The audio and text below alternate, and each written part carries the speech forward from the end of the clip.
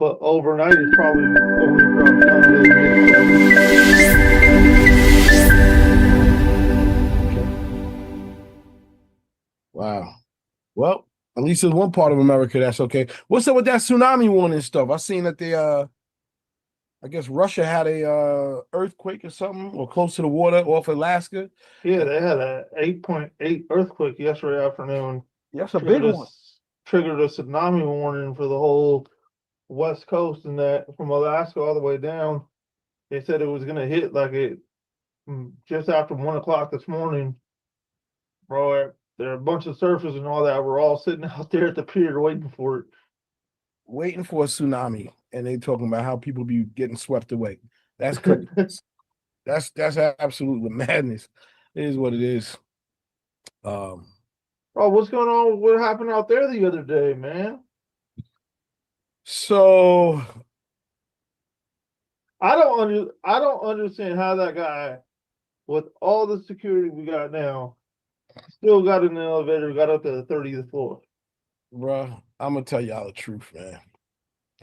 What they want you to believe and what the truth is two separate things. Truth is that that brother there, um, you know, what happened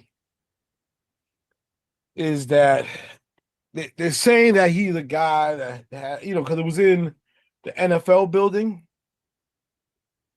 but it's also the Blackstone building. Blackstone is one of the companies that's out here that have been making it hard for the poor, buying up real estate, moving stuff up, buying single family homes. People can't get basic stuff and all that shit. It's a little messy, you know what I mean? Um, so like I said, what they're trying to spin is like, oh, he had CTE and he got off on the wrong floor.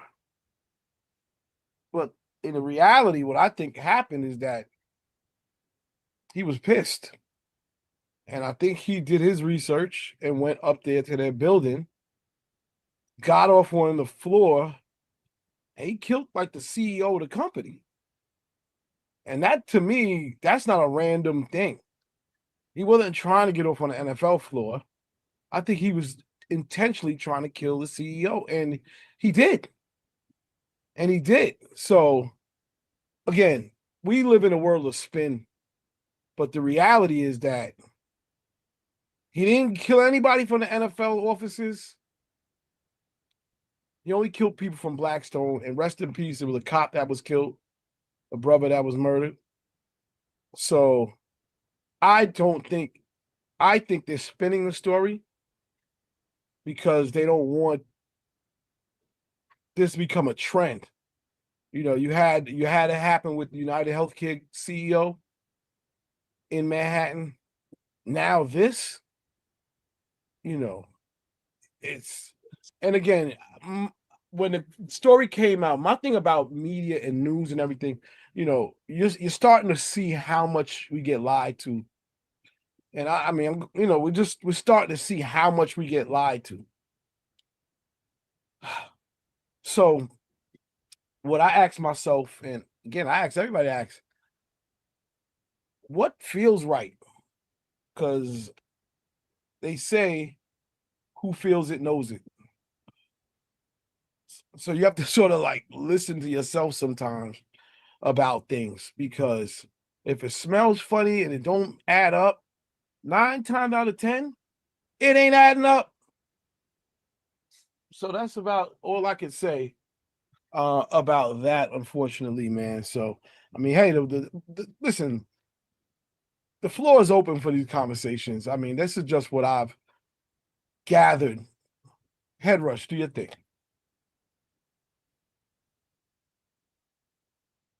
Head rush. First of all, yeah, here I am. I'm muting the TV. First of all, shout out to everybody on the call. I hope y'all are doing good, mentally and physically as well as financially. And I hope y'all covered because it's getting wild out here for real. See, I think I'm with you on this one, bro. I think it's something else behind this because they claiming Buddy. had CTE, whatever. He ain't played football since high school, and that was like 10 years ago, right? So he did never played in the NFL. So, putting the spin on it that he was after the NFL, that do sound a little far-fetched.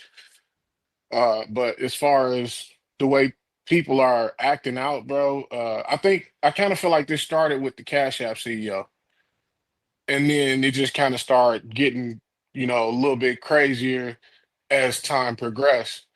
And the fact that people are going to these lengths to get back, or should I say, get vengeance for whatever it is they're mad about, is showing how impactful what's really going on. Like, example, man, if I'm mad at you, right, I'm not finna drive to New York to settle anything. Like, I'm just gonna be mad at you from here. Like, literally, bro. I get to the other Right. side of If I get to the other side of town and I'm still mad, you know, there's a problem laying right there. That's a problem in itself as it is, bro. I'm not finna drive 20 states over to settle a issue with somebody. So it's something going on up here with these folks. The reason why they acting like this, bro, and it's nothing we can really wrap our heads around because it's so random. But all I can do is tell y'all to be safe, man. Love on your people while you can. Keep your head on a swivel. Protect yourself. If you don't believe in the Second Amendment, then that's cool. I'm not gonna knock you for it. But I highly recommend that you do some form of protection, some form of self-defense, something that can protect you and your people. And I mean, you can never be too prepared, but you could at least be cautious enough to do something to save your own behind when it comes to your front door. Even the dude in Michigan, Traverse City, Michigan, it don't always have to be a gun. People say gun, gun, gun. We need to get rid of guns. Well, dude in Traverse City, Michigan, stabbed 11 people before a brother who just so happened to be an ex-marine who happened to have a firearm made subdued the dude, put him, made him put the knife down. But the fact that 11 people got stabbed before anybody did anything about it lets you know how too comfortable we are, in our own surroundings. Not saying we shouldn't be comfortable, but that just goes to show you we didn't replace comfortability with complacency, and we got to stop doing that. Like, wake up, realize that the country is going down the funnel of foobar right now, and we stuck in it. So you all have to be prepared for whatever may come knocking on your front door or on your car window. I rest my case. Be safe. Head rusher, like I told y'all to get them guns. I've been telling y'all to load up and get some guns because you never know. It is a lot going on out here. So yeah, like I said, man, I mean, yeah, economic things are happening, man. Things are changing out here, right? So people are seeing how healthcare is being affected. Now you're seeing how housing is being affected. You're seeing how Medicaid is being affected. You're seeing how Medicare is being affected. You're seeing Social Security is being affected. And, in the world, everybody ain't wrapped tight the same way. Brittany, go ahead. Okay. Some of you guys don't know this, but my actual 9 to 5 is I'm a licensed insurance producer. So my job is I work with companies that hire between 10 employees to 5,000 employees, and I help them manage their healthcare expenses. We were talking about healthcare. And one of the things people are not aware of is the cost of COBRA. If you've ever been on COBRA, meaning you got laid off from a job and they offered you to continue your healthcare coverage under COBRA, for one person to be under COBRA is thousands of dollars sometimes, $1,200 a month just for your healthcare insurance. And that's just one person. Then when we're talking family, we're up to $3,000 a month to cover your family. And that's just for the healthcare. That doesn't include dental or vision. That's just healthcare. And I have to explain when people call me sometimes that it's like, well, your company was eating some of this cost and the other half of that cost they pushed on to you. And that's why your healthcare was $300 a month. And now it's $1,200 under COBRA. So it is very important to be informed of what your rights are, what's going on. this, we're talking about CEOs. There was a study that says millennials, my age group, are declining to become CEOs. We don't want to be CEOs. We don't want the pressure. We don't want the targets on our backs. We don't want to be CEOs. I have no desire whatsoever in my company to climb the corporate ladder. And that's because it doesn't come with anything. It doesn't come with any type of lifestyle. I mean, you don't get security. You become a CEO, there's no security. There's nothing, a big fat paycheck. And you become a target for that. And then stress and health elements that come along with working 60 hours a week, whatever it is. So just know that every single area is being affected right now. It covers everybody. Yeah. Quantum's asking, what are we talking about? Well, we're talking about the shooting in New York that happened 2 days ago, or 3 days ago, with a young man that apparently drove across the country with the AK-47. No, I figured it out when Head Rush was talking. I figured that's what y'all said. And all I'm talking about is the fact that they try to spin it, but when in all reality, they try to say he has CTE and he got off on the wrong floor. And my heart is saying that shit don't feel right. Sound like he went there to go kill the CEO of Blackstone. And that's what it was. That's what it sounded like to me. It don't sound like he was trying to get off to do nothing with the NFL. And then the fact that the mayor came out and made the state, it just all felt weird. Like, okay, I see what's going on. Y'all just don't want this to become a trend, because they already done knocked off my man from United Healthcare. He's gone. Now you get this going now. Other people start getting ideas. You start knocking off certain people. It becomes terrorism. Well, revolution, maybe. Oh, well, hold on now, Quantum. I'm not. No. Sounds like terrorist talk. No, what I'm saying is some people will look at that. Some people will look at that as revolution, and others will look at it as no. I understand what you're saying. I saw Amanda Seals had mentioned something about how somebody had because the way they were saying he had went into the lobby and started spraying shit up, but I guess there's reports of like people like walking right past him and him not shooting them, but then going to that floor. And it is kind of weird that you would be able to take out a CEO randomly. So I definitely think there's more to it than what they saying. I agree, man. Old school. I know you are a vet and more. So what you thinking? What's good? Yeah. What Digiwaxx family. Hope everybody's doing good. I just was kind of piggybacking on what Head Rush was saying. If you arm yourself, though, you got to, like you say, I'm a veteran and I've seen so many accidents happen. The people that arm themselves are the main ones getting hurt by their own weapons. It just happened yesterday in San Antonio, where a 13-year-old kid got a hold of one of his pop's weapons and shot his brother. And now he's up for manslaughter. And, you got to be well trained, and you have to know how to use these tools. These weapons can be tools, they can be tools of destruction, and it can be tools to benefit you, but usually, what do you need? I need a fork and a spoon, I eat with that, but what do I need a gun for? I'm going to go out shooting somebody. That's what people are buying these guns for, like they're spoons and forks instead of, and so they go out and say, okay, I got this tool, I might as well use it. And then that's what they do. They go out and go on a rampage.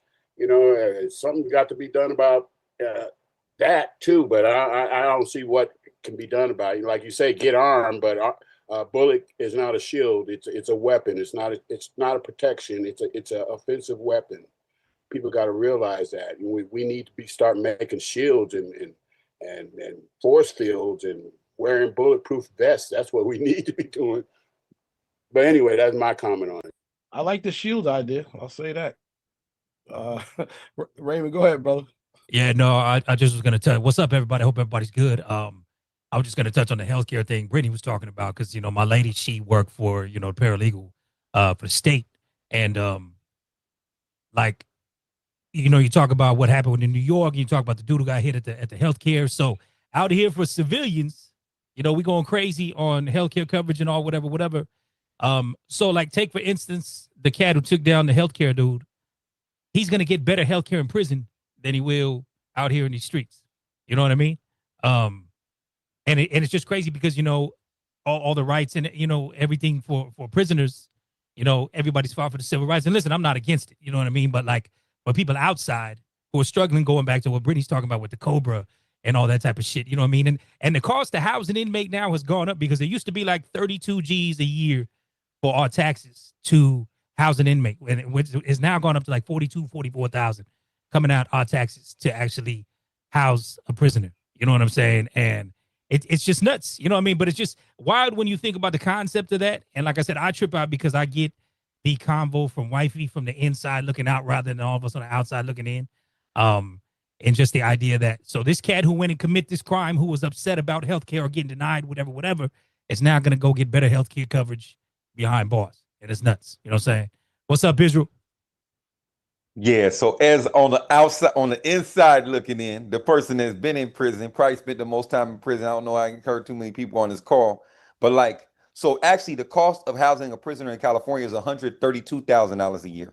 Ooh.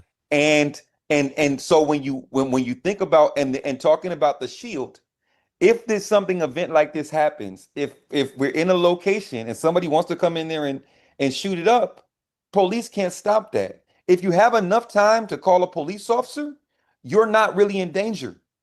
So we actually, on top of that, put the cost of actually having this fake illusion of safety in the police force, and then think about how much money could be reallocated into making society really a safe place.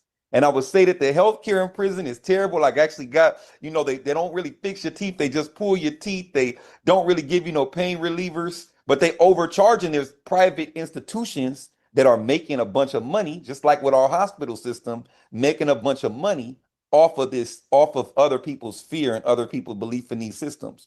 So I would say that like, it's a much cheaper to say, let's do universal basic income. I swear to God, if as a kid, I'd have just had sneaker money, I probably would have never hopped off in the streets. I know beyond a shadow of a doubt that a lot of people, if they just had $300 a week, $1,200, I mean, which is whatever, 14,000 a year or whatever, they'll stay out there. They would, you know, and they could lose it, or their whole family could lose that income from their actions or whatever the case may be. They might sit and make some different decisions. A lot of these men live with their mom. They never made 100-something thousand. You know, the majority of people that are incarcerated have never made 100-something thousand dollars a year. They've never had stability, and we're putting money into this fake thing, and we're overcosting. So somebody gets caught. I'll use one of my cases when I was younger. I got caught with 2 grams of crack cocaine. They gave me 5 years with a 2-year sentence. They spent probably a total of about $120,000 locking me up and transporting me. And there's other people that might have robbed the store for $700. If a person is in that state, when I got shot in my car, I'm on both sides of it now. I got shot, kid tried to steal my car. What I immediately think is this youngster don't really got too much to live for. He ain't really making no real money. And I wish that I could give him some type of pathway to that. And I think we got to put a lot more energy in creating pathways to success than we and take that energy away from these systems. That's still not going to stop stuff like what we saw, the mass shooting and stuff like that, because and I agree with everybody else to chime in on that. I don't believe that she was shot by accident, but also knowing the history of how clandestine organizations work and things like that, I think it may have been way deeper than that. Corporate espionage. She may have known a little bit too much. Maybe she was a spy. Da da da da da. And since 2001, around this time of year, in 2001, I don't believe if people can believe something like that, then I don't believe that there's any lie that the masses of humanity can't be told and believe it. You know, if you believe aluminum can, can run through steel and concrete, and that it can and when it takes more, when in the amount of heat that it takes to melt steel, and you believe that a building crumbles straight down and knocks down a building next to it that wasn't even hit, you could believe anything. And we've been at a war for 20 years over a falsification like that. You know what I mean? So I'm gonna land my plane there. But we got a lot of different things that we got to deal with. But the prisoners, I think really we have to think about alternatives to prison.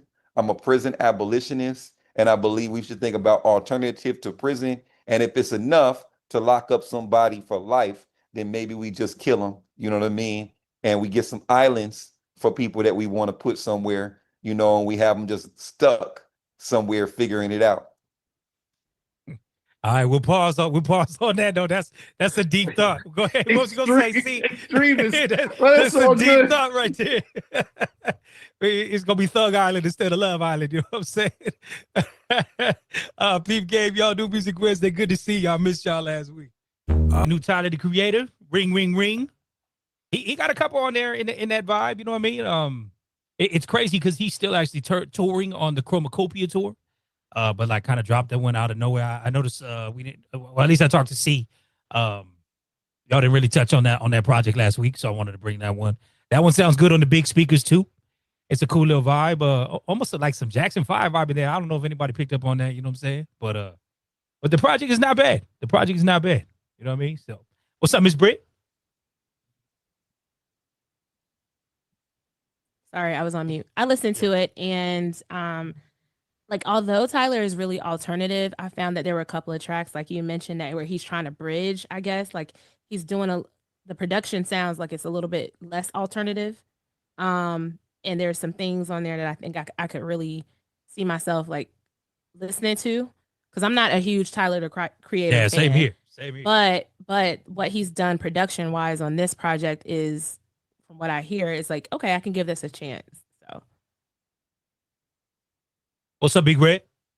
What's up with everybody? What's going on, Digiwaxx family? What's happening? I checked it out with my daughter. My daughter, she's a Tyler the Creator fan, and she was like, "Dad, we're gonna listen to it, and listen to the album, man.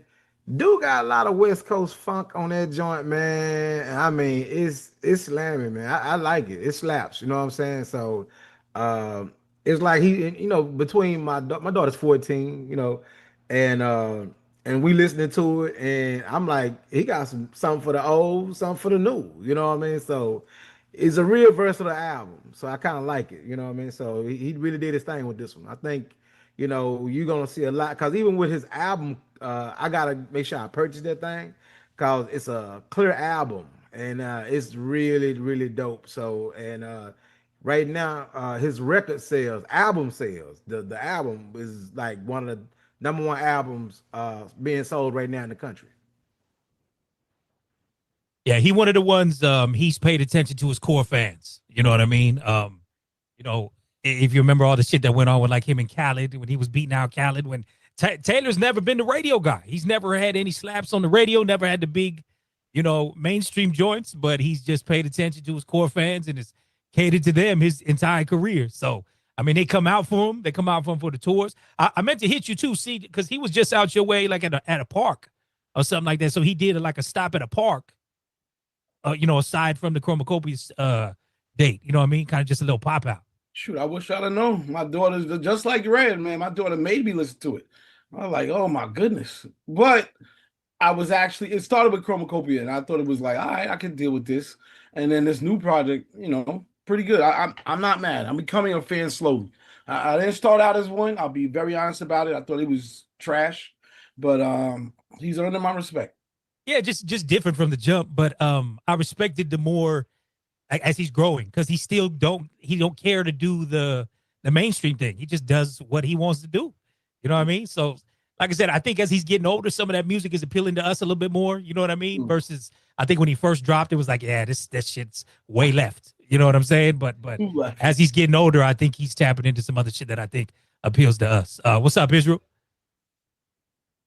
Yeah, so I almost got him to wish my daughter a happy birthday, but I think we got to do a conspiracy and try to get it connect with him, because we got a lot of kids that seem to like him. So Yeah. we got to really put some oomph behind him. My daughter went to his concert the other day, and I had him in Austin, and I just let it drop. I left town early. I had to get out of there early. But yeah, definitely. I think we got to do, if anybody knows his manager, somebody on here, anybody knows his management, he got a plug, plug the dads in, man. Good point. Wilt Good point. Wallace. Valid. Wilt Wallace, he's the guy. Yeah, I think Sylvan too. Sylvan still kind of work with him. So Okay. because I know Sylvan, he doing the independent thing now, but I think he still got ties with us. We might need to go that route. On some other shit, Israel, I got a show with J.O. Felony this Saturday. Should be dope. I know you know some San Diego shit. You know what I mean? So they got a new cannabis cafe out here that we getting down on Saturday. So should be a good show. Excited about it. You know what I mean? So J.O. gonna be back with some new music. You know what I mean? So summertime though. Aside from boots on the ground, and I don't know if that is fading out there for y'all. Do we have a summertime song again? I mean, do we have anything else that is popping everywhere we go? This has been the topic of discussion for like the last day and a half. I want to say like the past 3 years, bro. You know what I mean? Like there's just not a song of the summer no more. You know? I think there was a song, but I don't think it's just like, we're not going to give it the credit, but it has been getting played a lot. And that's that "Shake It to the Max" record. It's been getting a lot of love on the East Coast. That has been sticking out. Other than that, people have been talking about what's this girl's name? Oh man, give me a second. I'll come back to you. But "Shake It to the Max" right now seems to be a record that's getting love. I'll leave it at that. All right. All right, y'all. Well, good to hear from y'all. Good to see y'all again. Like I was saying, Peep Game, got another one for you. See, making some waves. Furthermore, I'm loving the freestyle samples that are getting used again. You know what I mean? I played another one, I think a couple weeks ago from Shoreline Mafia. They was on their song "Rocking It," and like I said, it's just exposing that sound again to a younger generation. You know what I mean? Is freestyle a thing out there in New York, though? Yeah, well, it was at one point. They still got like freestyle shows. I think they had a concert like last weekend, like a big one. In Orchard Beach, right? Yeah, Orchard Beach. So I think people from the 80s and 90s, like they relive their youth, so they be having a concert. I don't know about new artists doing freestyle, but it's definitely like those reunion concerts they be doing out here. And you got to remember, Hot 97, before it was Hot 97, was a freestyle radio station. That's what they played. So there's a huge freestyle love for that. I want to say across America, but definitely in New York. Definitely. So it's good to hear. It's heavy. So it's heavy with the lowrider culture out here, which is why it kind of stems up and down California. You know what I mean? So, but like I said, so it's so funny too, because we got this one swap meet that's out here that it's kind of catching some flack. So it's in the LA area, but it's not in the LA area. It's the Santa Fe swap meet. And it's become a thing from traditional OG gangbangers kind of criticizing younger demo coming out, because the swap meet just used to be a swap meet, but it's grown into like full on fucking concerts and shit every Sunday now, whatever. Wow. But OGs and veterans who really came from that life are criticizing the younger demo because it's turning into almost some cosplay for a lot of youngsters that are coming out in the OG Pachuco styles and everything like that. So to them, it's like just a style that comes along with digging the music and everything. But it's like, you got the OGs that are like, yo, we lived and died this, gangster life that you guys are kind of just costuming. You know what I'm saying? But so there's been some incidents that have happened out there, fools want to check fools and whatever, I mean, exactly, Quantum, hip hop in general, studio gangsters versus real gangsters, but if any of y'all know Cholo Get Down, whatever, it's just, like I said, I get and understand both sides, but on the other hand, it's like cool to see like the music getting revived. You know what I mean? So, but it will be what it will be. Like I agree with you 100%, Quantum. The studio gangster versus the real gangster has been going on since the birth of hip hop. Well, now when you said cosplay, I'm like, that sounds too familiar. It's one place out here, it will remain nameless, but they will to me, you go into the closet and put on the costume when convenient when it comes to hip hop. You know what I'm saying? Like if someone's in town that's known for my air quotes up hip hop, that's when you but outside of that, it's just the same old shit. So that's the cosplay is what I was agreeing to. Yeah. I mean, that's the thing, you know what I mean? You know, us Mexicans, we got the one good two-step, you know what I mean, with the elbows up to the side, you know what I mean? And anybody could do it, you know what I'm saying, lean like a cholo.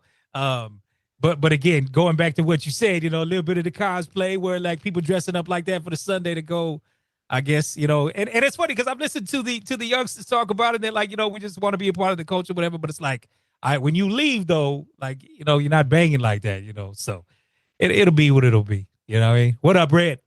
Yeah, they do the freestyle thing and here in Dallas too, man. So you get them on Sundays and they'll meet up, like you said, at the park, man, at Keith's Park or whatever, and hang out there, man. Everybody ride their low riders and meet up, and you hear a lot of freestyle. Like KNON is our station. Where if you want to hear it, KNON is the station that they really gonna be bumping it more, a whole lot, man. So yeah, it never died here, man. It's that here in Dallas, man.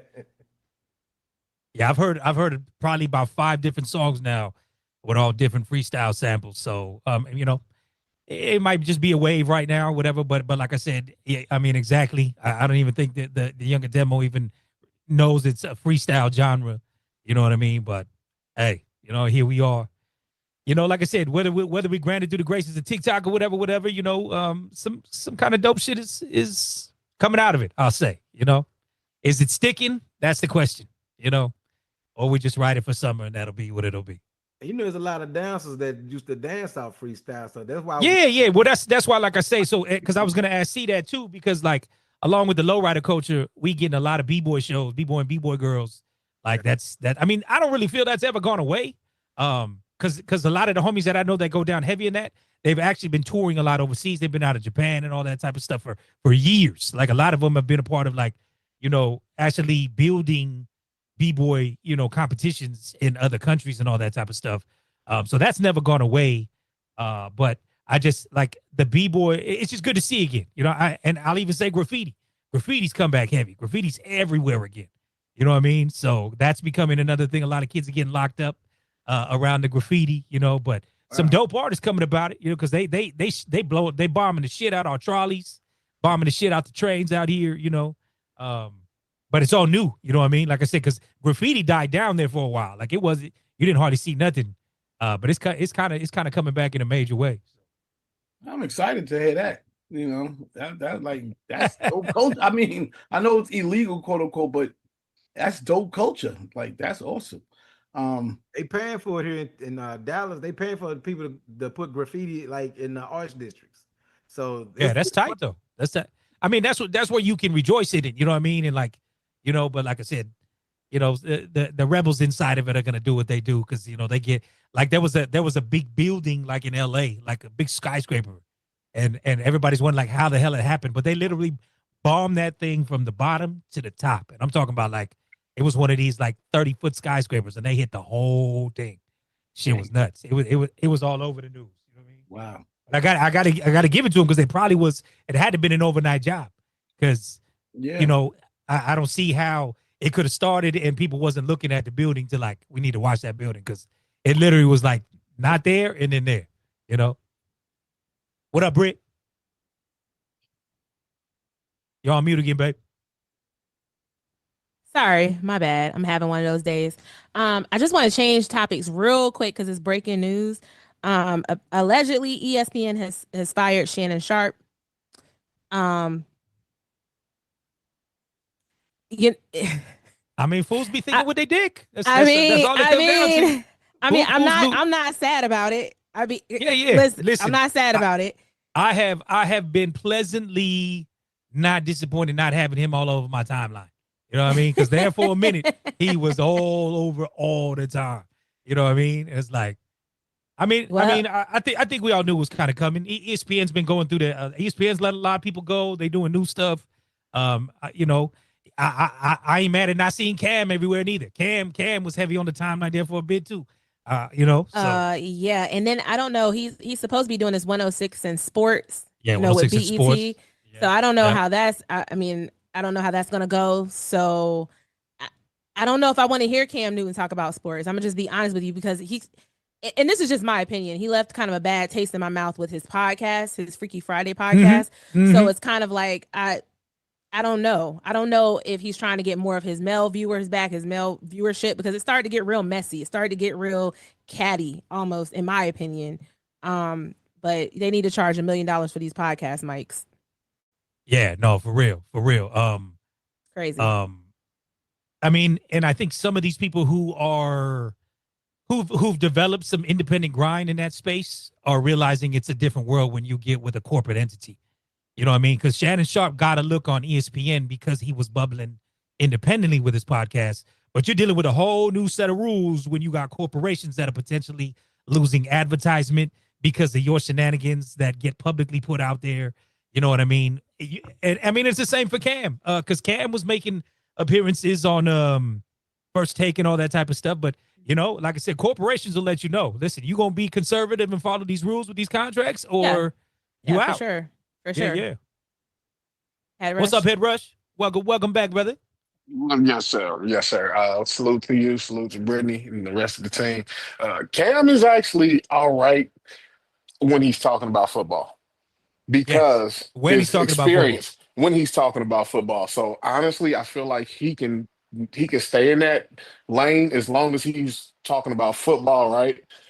But this is another reason why we always talk about intellectual property and people staying in their own house. You know what I'm saying? Stop signing over. This is another example. When somebody thinks your podcast or your platform is worth 500,000, best believe it's worth $1 million. Because that's the reason why they offering you 500,000 because they want to get it for low and sell it for high. You know what I'm saying? So just best believe, take this into consideration. When you got a platform and you know it's worth something and somebody else thinks it's worth something that you know it's somebody, keep hold of it. Because this is the reason why they fall into these situations where their ratings fall or they get to talking about stuff that they not applied or should I say have the resources or the experience to talk about. Hence the reason why I say as long as he's talking football, good job. But once you start veering off into something you ain't got nothing to do with, that's when you're getting into a lane you don't know what you're talking about.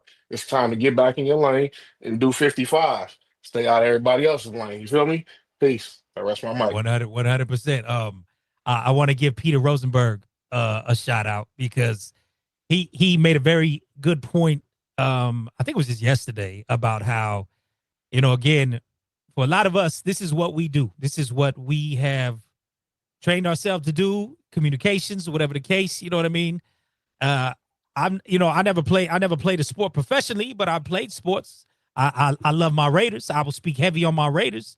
You know what I'm saying? But it's like, for athletes who can't put two sentences together, criticize us for speaking on a sport or speaking on music or whatever, you know, and beyond just athletes, whatever. It's like, okay, now because you have a platform and can use a mic but can't put two sentences together, you can't critique me for me. You know, this is what I've devoted my life to. You know what I mean? Like you've devoted your life to playing football. And I agree with you 100%, Head Rush. When he talks football, hey, Cam is that guy. But all the other fuckery shit that comes with people just wanting to get the internet clicks, that's where they started. And I'll be honest with you. I don't know if 106 in Park is going to happen. Let's be real. Because again, you're talking about BET as a corporation entity. People are going to look at like, are we going to take that chance on this dude? Is he going to do some dumb shit that could potentially affect our brand? Matter of fact, BET, with all this shit going on in Paramount, they're doing big layoffs right now. So huge layoffs. Huge, you know. Here's another thing. The whole brand of just saying 106 and whatever, that brand that's been used already. We've been down that road. When you say 106, the first thing somebody's gonna think of is Park. They're gonna think AJ and Free or Terrence J and Roxy. That's the first thing they're gonna think. As soon as you say 106, the first thing they're gonna think of is 106 in Park. So even if you put 106 in sports, it's still kind of cheesy. Just not get back out there. I agree. I agree. When they announced that, I was like, that's kind of cornbally. 106 in part. cheesy. I mean, 106 in sports. You know what I mean? Right, and just because you signing your contract to BET doesn't mean you actually getting your sign.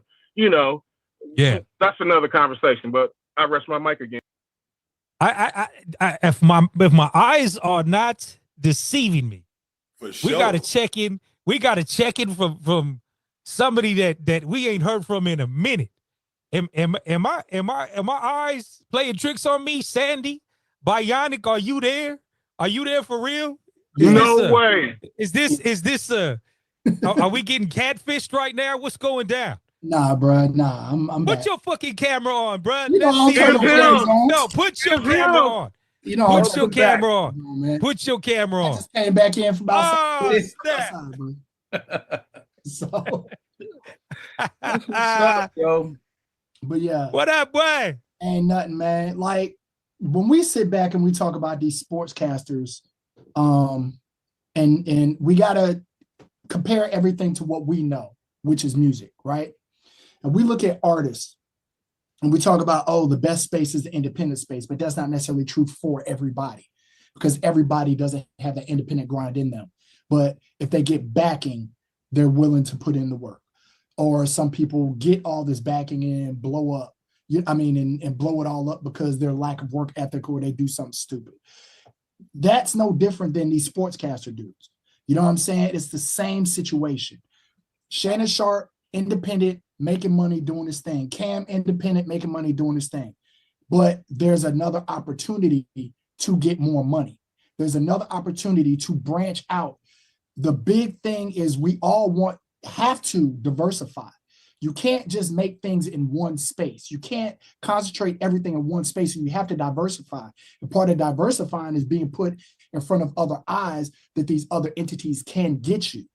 Yes, there are things on the hook for that, like old girl that allegedly signed a Rock Nation and can't date for 5 years and all the other stuff. And everybody talking about that. And it's like, well, then why the fuck did she sign the deal? If it's that big of a deal to her, why did she sign? You know what I'm saying? You know, but she was doing her thing independently. So maybe she thought this would be a better opportunity in order to sacrifice this. So it's no different. And when we talk about Cam, you know what I'm saying? Like when he's talking football, he's good, but everything else, he's kind of off base. Football season ain't 12 months a year. You know what I'm saying? Just like basketball ain't 12 months a year. And some of these sports reporters do a better job because they cover everything. But they can't tell you what happens in these huddles and what happens in these practices like Cam can. So that's where you have to have that mix and match situation and have to have that understanding. But I mean, hey, everybody's going to do what they go do. I wish everybody the best and just watch yourself and, you know, watch your back. That's it. Ladies and gentlemen, the return.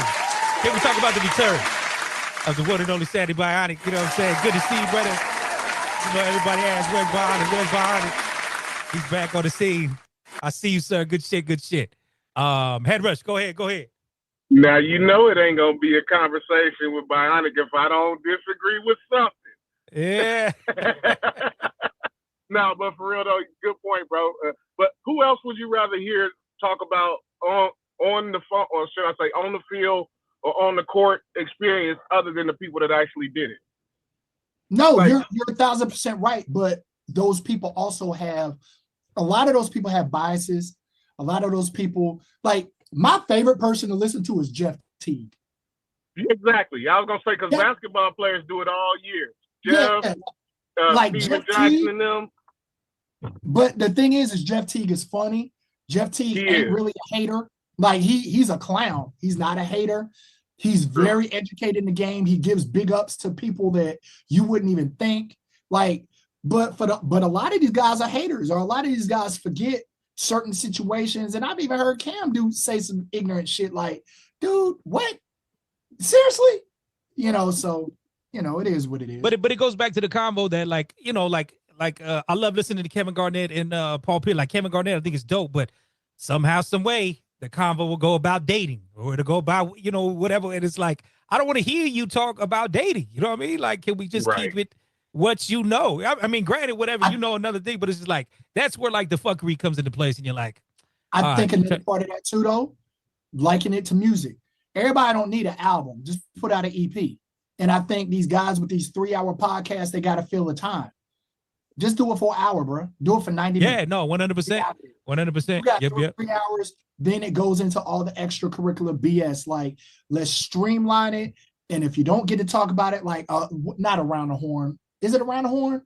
The joint where they had to count down to the topics and they can only talk for like. Yeah. That and that one got cut. That one got cut. You know what I'm saying? But run your podcast like that. Look, these are the topics we're going to try to knock out. And we on the time limit. Let's get out of here.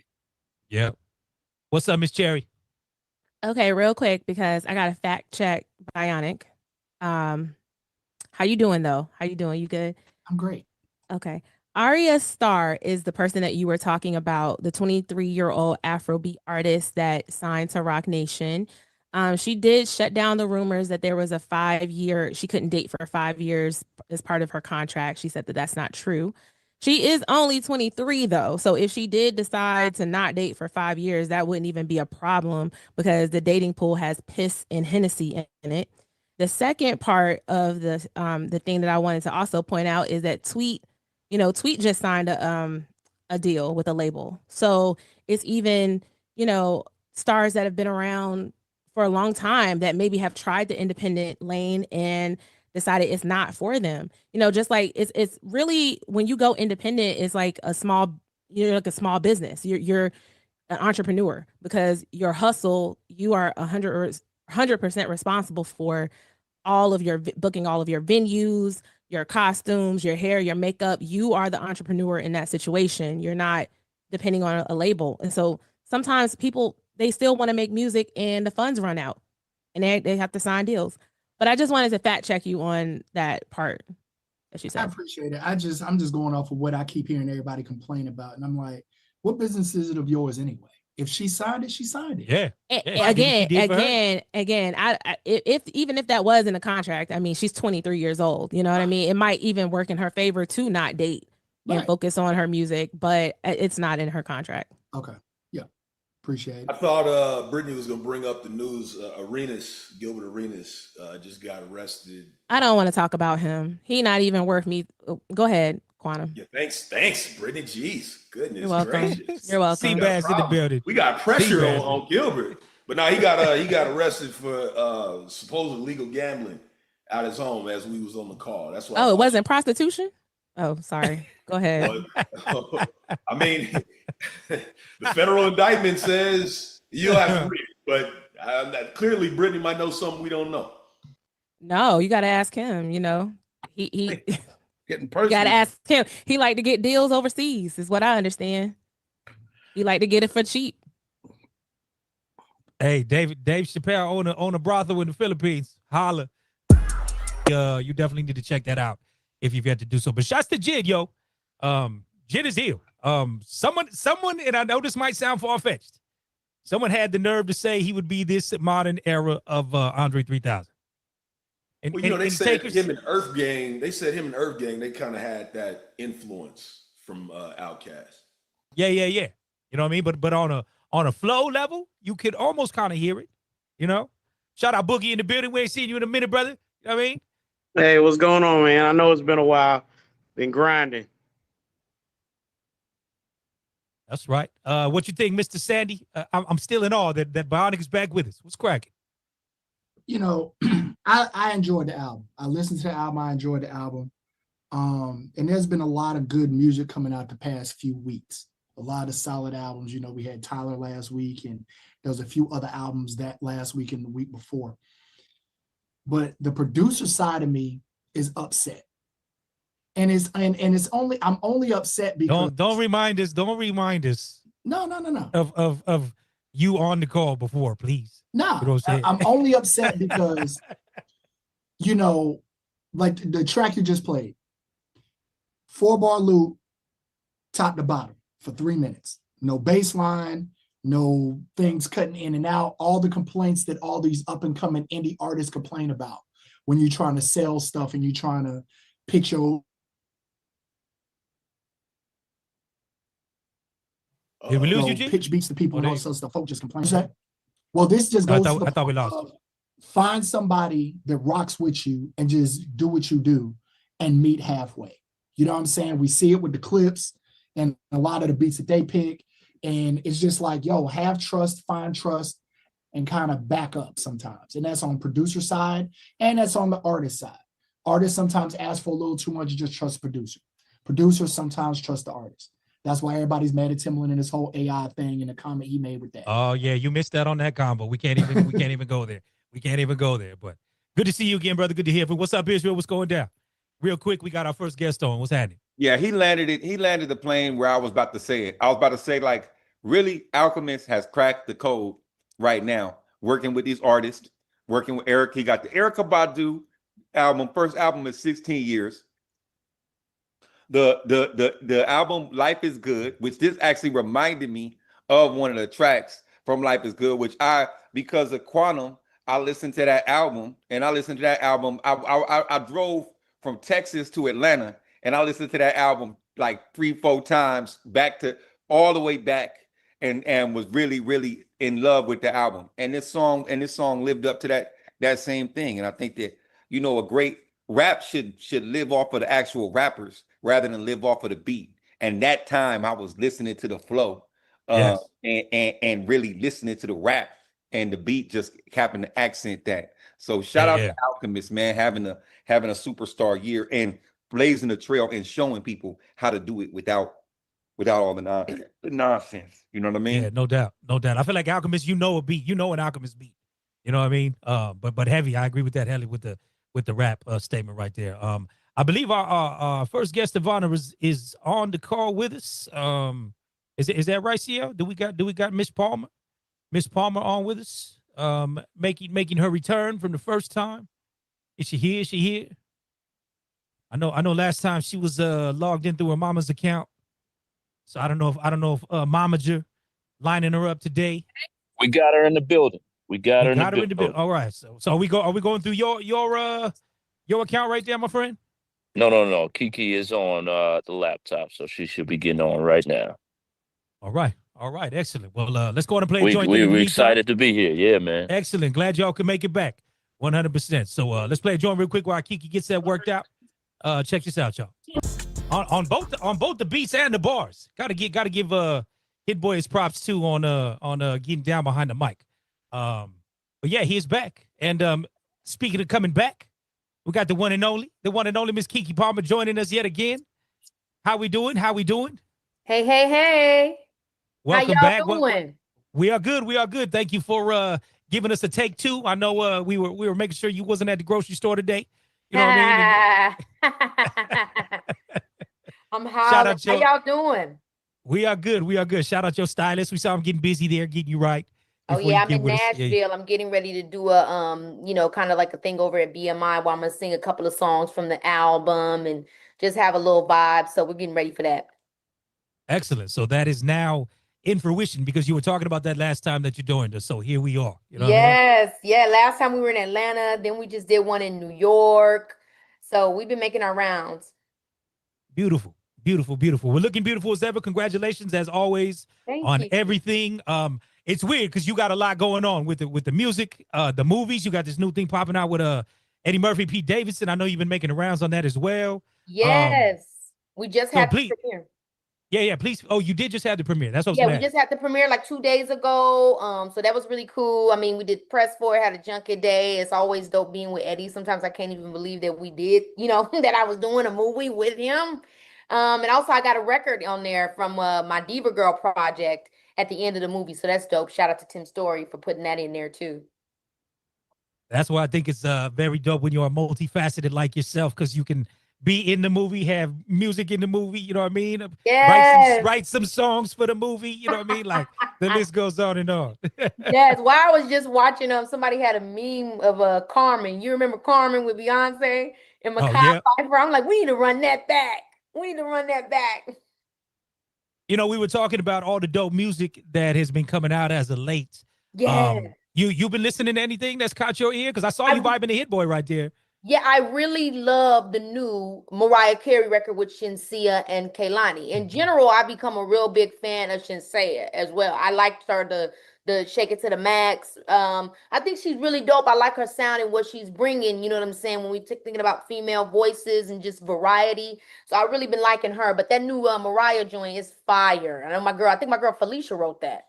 Who used to be up in the way back in the day, the group, her and her sister. Damn, I can't think of the name of the group, but she's been around for a long time. So I love that record. Yeah, record deal. Shout to Mariah, man, 2 for 2 right now because that other one is getting big love. The dangerous type. So MC going crazy back in 2025, man. You know what I mean? So yeah, it's dope. I mean, she's classic. Yeah. How have you gone about in your career to kind of continue to kind of reinvent yourself? And I don't want to say to stay relevant or because I said something the other day. I was like, create from the heart, not from the hustle.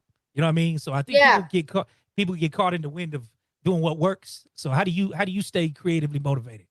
I think that's good too. What you just said is differentiation. Because when we were doing interviews with Eddie, he was saying like somebody's like, "How did you, hustle?" And blah, blah. He said, "I never hustled for anything. I just kind of went with the flow of things. Like I never was like out here just trying to, that doesn't mean he wasn't working hard. But the distinction he's making is like when you think about sometimes hustling, that word, it seems like you're reaching outside of yourself as opposed to just working and showing up and doing and following your flow. And I think that's what I've always done is I just did what was true to me. I loved what I did. I love entertaining, and I never felt like there was one particular way that I had to do it. I felt like whatever I could get my hands on that felt true to me, I would do. And in that, I just started to evolve. I mean, I remember when I did social media, it was kind of just out of necessity. Like I started content creating because that was the only place that I could actually show my music, show my dancing, show my, produce my content and do my comedy.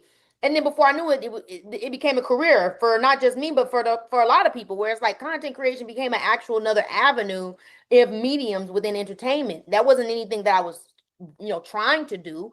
I just was following my truth. And so I think, I had that same conversation with Mariah Carey when she came on my podcast, Baby, This is Keke Palmer. And it's like, sometimes you're not thinking about necessarily like evolving for the sake of your career. You're just thinking about staying alive as an artist, like to keep that fire burning within you. Like, what can I do today that is going to inspire me and keep that flicker going? And then before you know it, you're in a new chapter.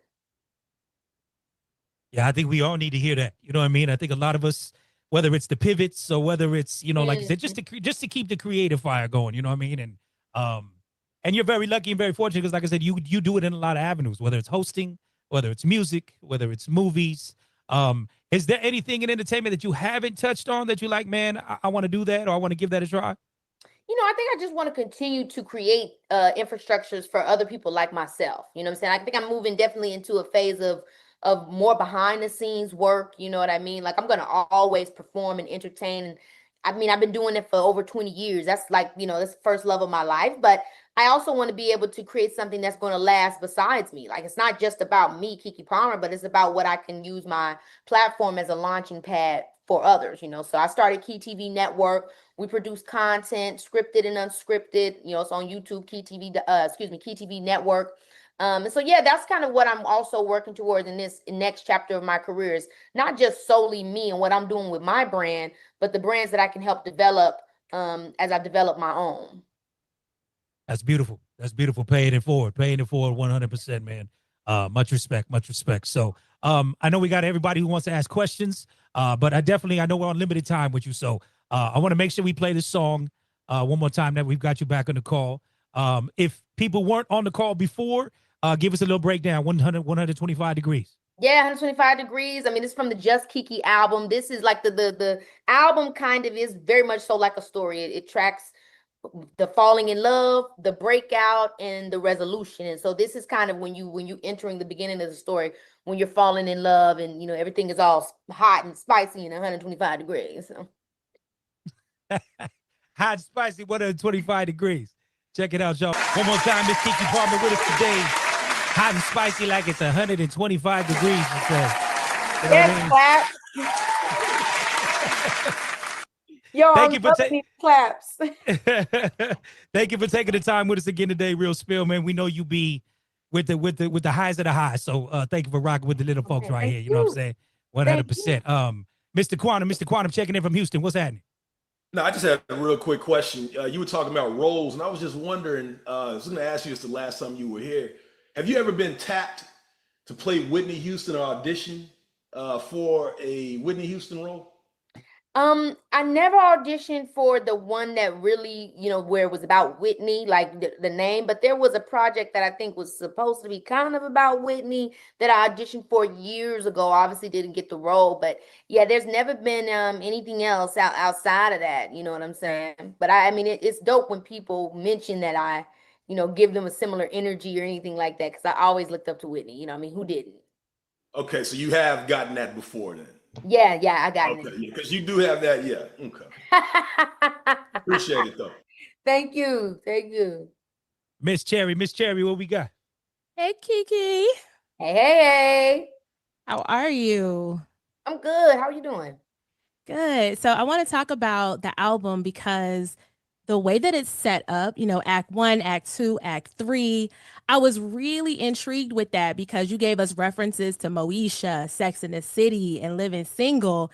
And I was thinking to myself, I'm like, we're living the same existence. We're living the same. This is my homegirl, right? Because all those shows are things that I pull from my own personal experiences too. So how did you decide to structure your album this way? And how is it different from like your other two albums?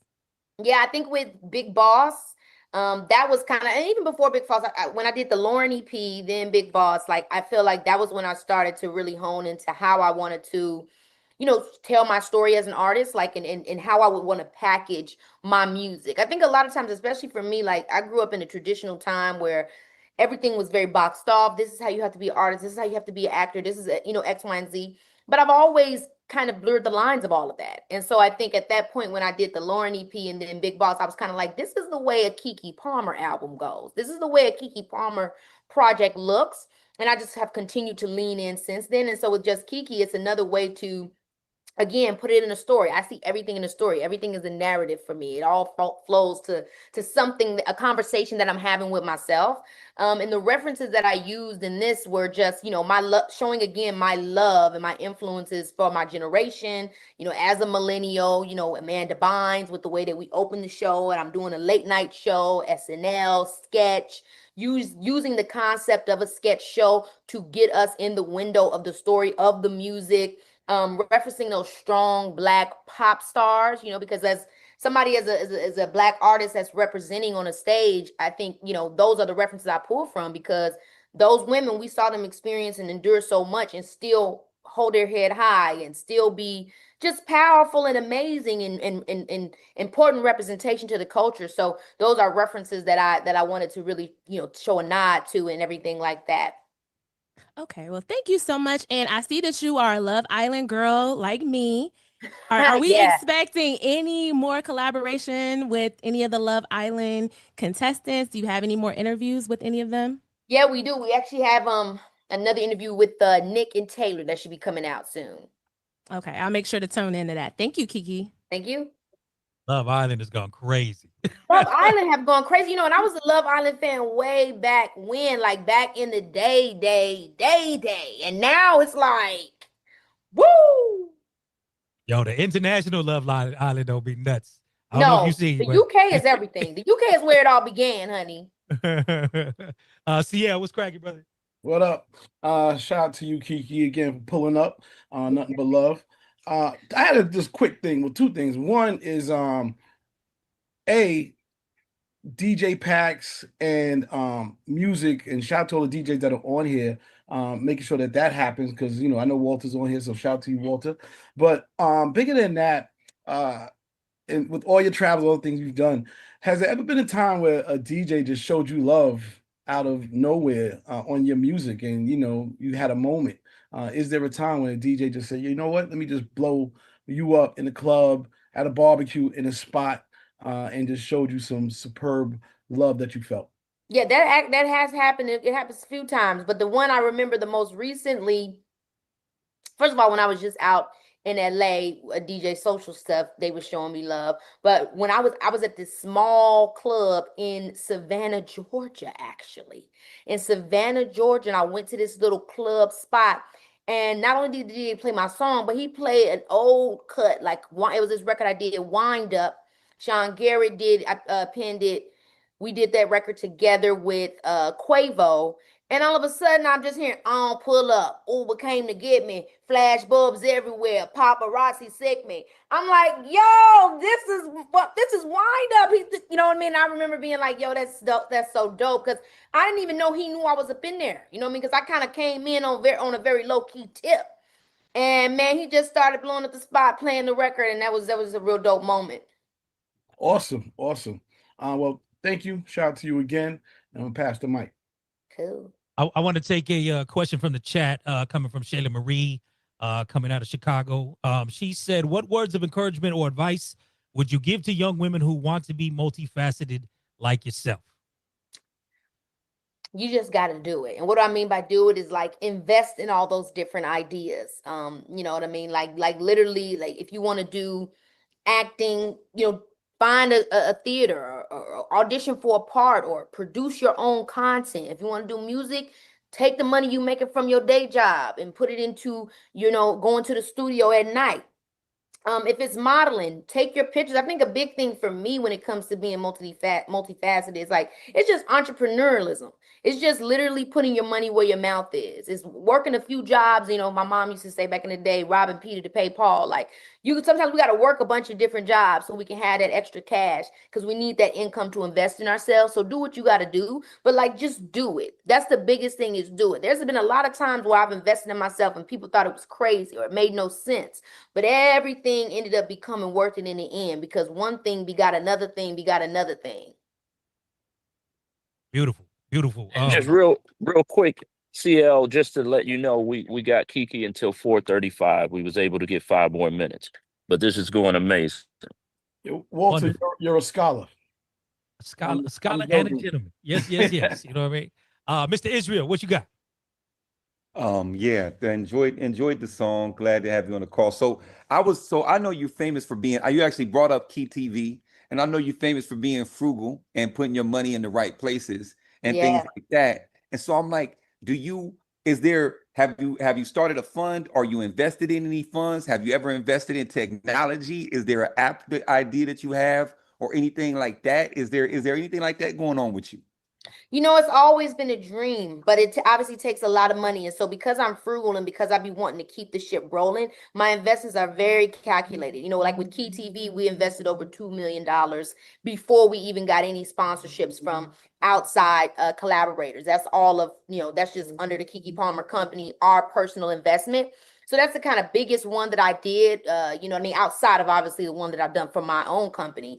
And then I have foundations that I work with, like Saving Our Daughters and different things like that. But as far as like an investment in technology specifically, not just yet, but it's definitely something that I very much so have a future in because I'm big on digital and technology and that kind of thing is like huge for me. It's a huge love. So I see it happening in the future, but it's obviously, you got to get your chips in order. That's a big boss game, a real big boss game. Okay. That was actually, so you've been about 4 times because I remember when I read about it, it was like $500,000 to start Key TV. Yeah. I guess it ended up being 4 times. But I'll circle back through CL. Me and CL, I basically built this technology. It's an infrastructure for relationships. Yeah. But a way for it to be a fan platform where people can engage and monetize their fan bases through this social graph. I don't want to get all out there, but I'll circle back. I'll talk to CL about it. But thank you. Thank you. I'm glad that but definitely, I admire when you said a comment or something about if I got $1 million, my rent's gonna be $1,500 a month or something like that. Literally. So And it's, obviously it's hyperbole, right? But it's like, if I'm doubling down on it, what I'm saying is also like, if you need to have a roommate, you need to have a roommate. You know what I'm saying? Like, I remember when I had to move back in with my parents. I had already been in the industry for over 15 years, but the money wasn't coming the way it needed to come. So I had to say, hey, mom and daddy, I'm coming back to chill till I get my money up. I don't need to have my own apartment if I need to invest in my stuff right now. So, you got to make it do what it do. I'm big on that. And I think we in a generation sometimes where, we see so much stuff online and everybody always think you got to just be like so balling. It's like, man, if you ain't got it, you ain't got it. and put it where it needs to go so you can have it instead of trying to impress people that don't even really fuck with you like that. Doesn't make any sense. Yes, yes. Appreciate your honesty, your transparency on that, because I talk a lot about, because as successful as you have been, and I want to take it back to you talking about doing stuff that's true to your brand and true to your heart. Like, for all the no's you have perhaps gotten in your career, how have you dealt with the stuff that has been presented to you that didn't feel aligned with your brand, whether it's been music or movies or whatever? I mean, I just had to say no. You know, if there's no way that I can stand behind it and feel like it makes sense. Like, I remember there was a company that was trying to do a deal. The deal was like, I mean, I think it was probably like 1.5, maybe $2 million. It was a pretty big deal, but it was with a fashion brand that I felt was not aligned with my beliefs. And I didn't know how I would stand out in front and partner with that brand and say to people why I chose to rock with them, you know, based off of what people know for me as, you know what I'm saying? Like, Keke Palmer is like, you know, I'm not just doing anything. It's when I do something, you know, it means something. And I want to always protect that. Even if it's a collaboration you don't expect, you eventually understand why I might have collaborated with them, or what I can at least tell you why I love it. If I can't tell you why I love it, if I'm just doing it straight for the money, then that's actually a detriment to what I'm building. You know what I'm saying? And so I've had to just say, this doesn't align with me. I can't, there's not a way that I can make this work, unfortunately. And the great thing about it is, like, yes, you know, nobody wants to say goodbye to money, but more money will come, and you'll get even more money and more opportunities when you protect the integrity of your brand. You know what I mean? You get better opportunities. I love it. Yeah, that's a big saying of mine. The motivation got to be bigger than greed. The motivation got to be bigger than greed. 100%. 100%. DJ Boogie, what you got for us? Mic check. Can you hear me? Come on, man. I can hear you. You wasting time. Keke, I ain't gonna. Sorry about that. First, let me say salute to all the work you've done over the years. You are a phenomenal actress. I'm curious, with all the music that you've made over the years, have you thought about touring, and what it's going to take to get you to Virginia? I can't believe that I haven't been to Virginia. Like, that's crazy to me. When you just said that right now, it's just like, damn, I really ain't been there. So I really do want to do a big tour, and I need to figure out what kind of way, obviously. You know, there's a couple of ideas that I've been running around in my mind, but I do want to tour with Just Keke. It's always been this thing, because, you know, I've done tours, you know, small little things in dates and stuff like that. But a lot of times, because I do work so many jobs, I'll be doing the podcast, and so I got to be stuck there. Or then I'll be doing, you know, a movie, and then I got to be in Atlanta or wherever we shooting a movie at. And so it ends up making it kind of difficult, but I'm trying to figure out a way that I can really do something, put something together, because that's one of the biggest things that I feel like I miss the most about when I do music, is being out there with the people and really enjoying the music and being into the music with your fans. So I mean, I definitely want to figure it out, and you'll be one of the first to know. I'm gonna have to get myself down to VA. Look forward to it, and whatever I can do to help you. We're rotating artists through here on a regular basis, especially down in the 757 area, as you know. For real, doing his thing. So I would love to see you down here, and I'd love to connect with you and see what we can do to make that happen. Okay, DJ Boog. Right on. Someone mentioned in the chat, will we be seeing a written and directed by Keke? And I kind of want to take that one step further. Are we going to get a sequel from the joint of you and SZA?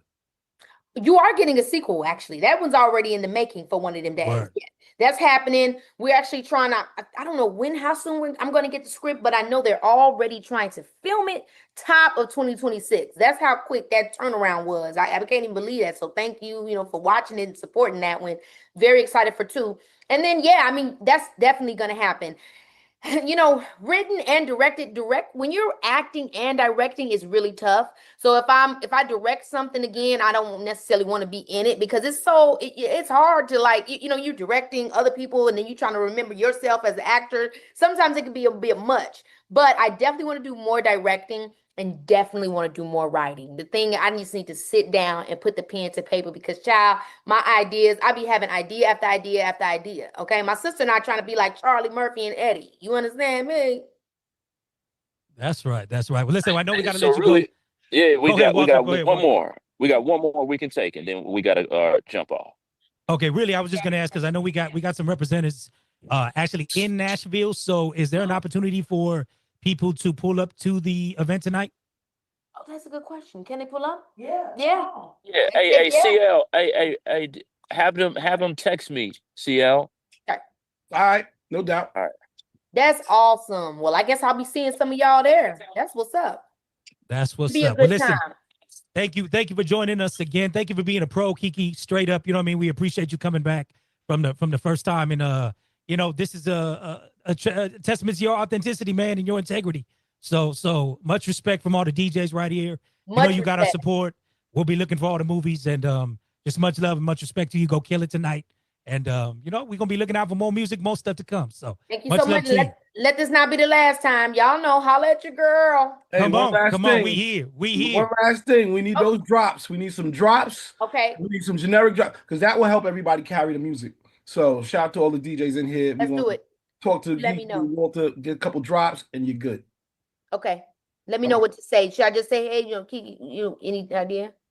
Yeah, we'll give you like a generic some. Oh no, generic- we'll shoot you a script. We'll shoot a script to Walter. You can just record them on your so own. not you don't want me to do it on the call right now. You want me to do it? Gotcha.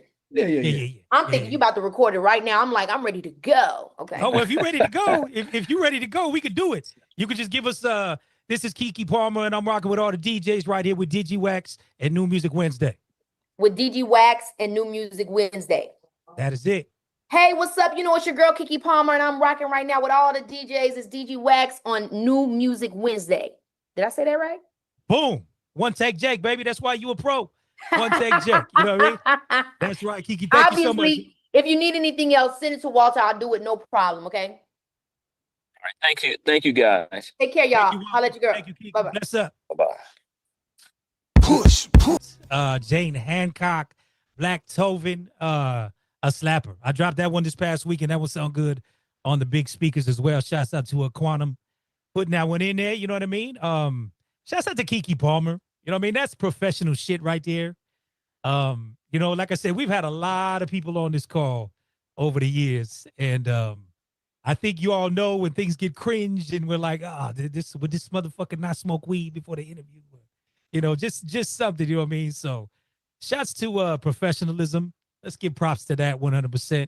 That deserve a clap. Shouts to professionalism. I think that deserve a clap, no doubt.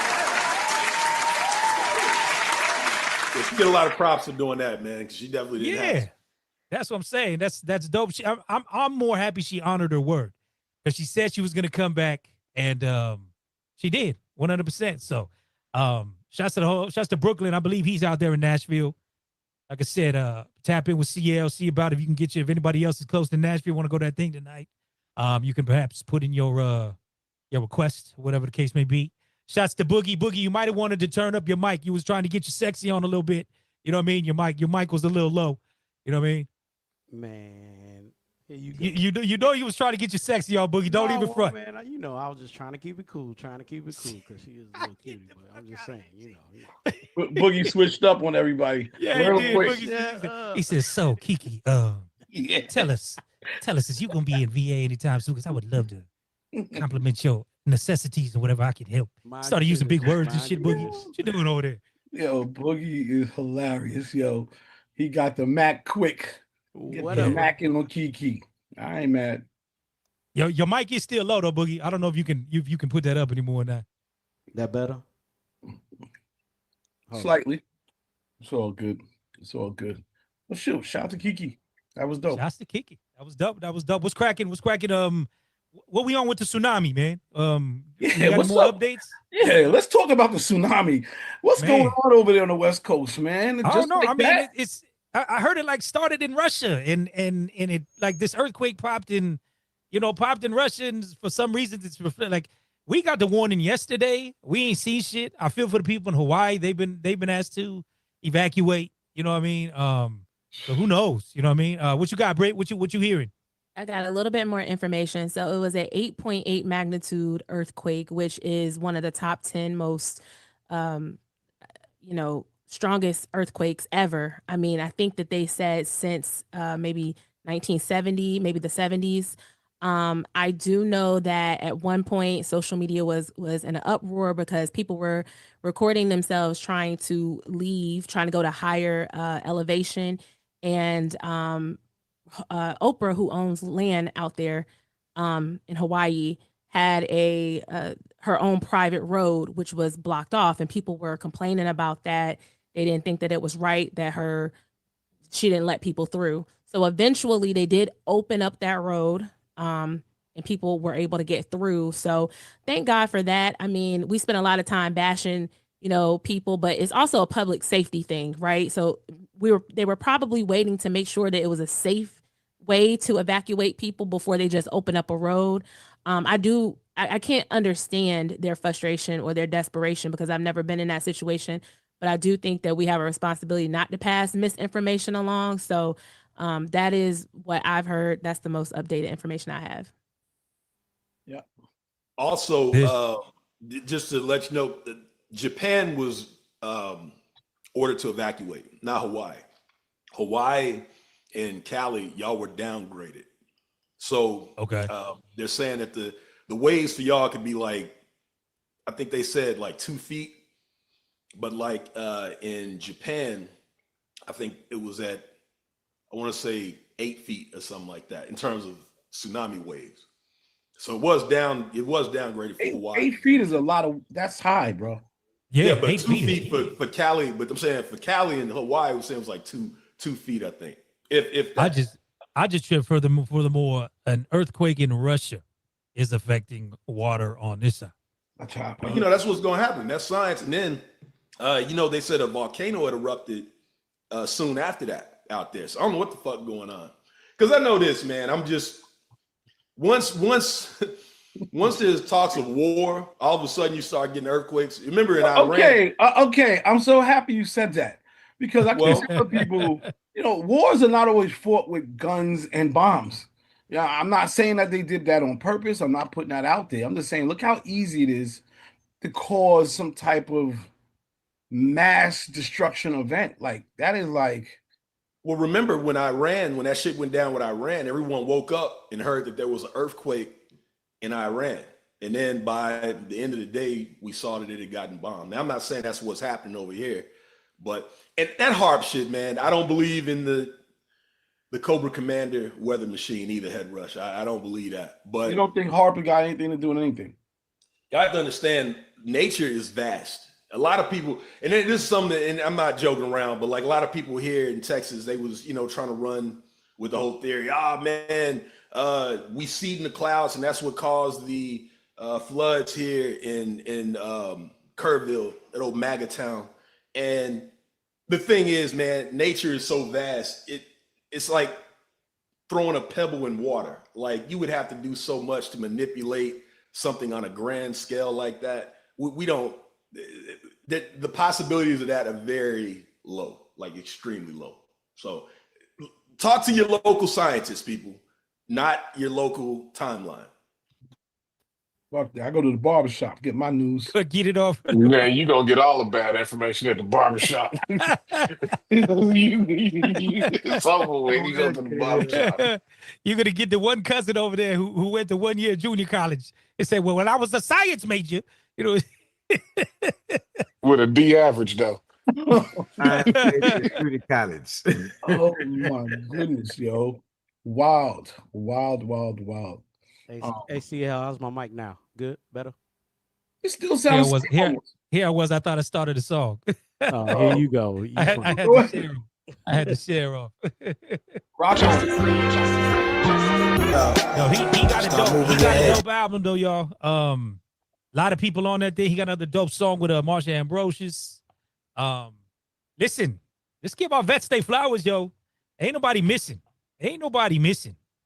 I haven't heard no whack shit coming from any of our vets whatsoever. You know what I mean? I was just saying the other day, like, except Lil Wayne. He ain't the vet I'm talking about.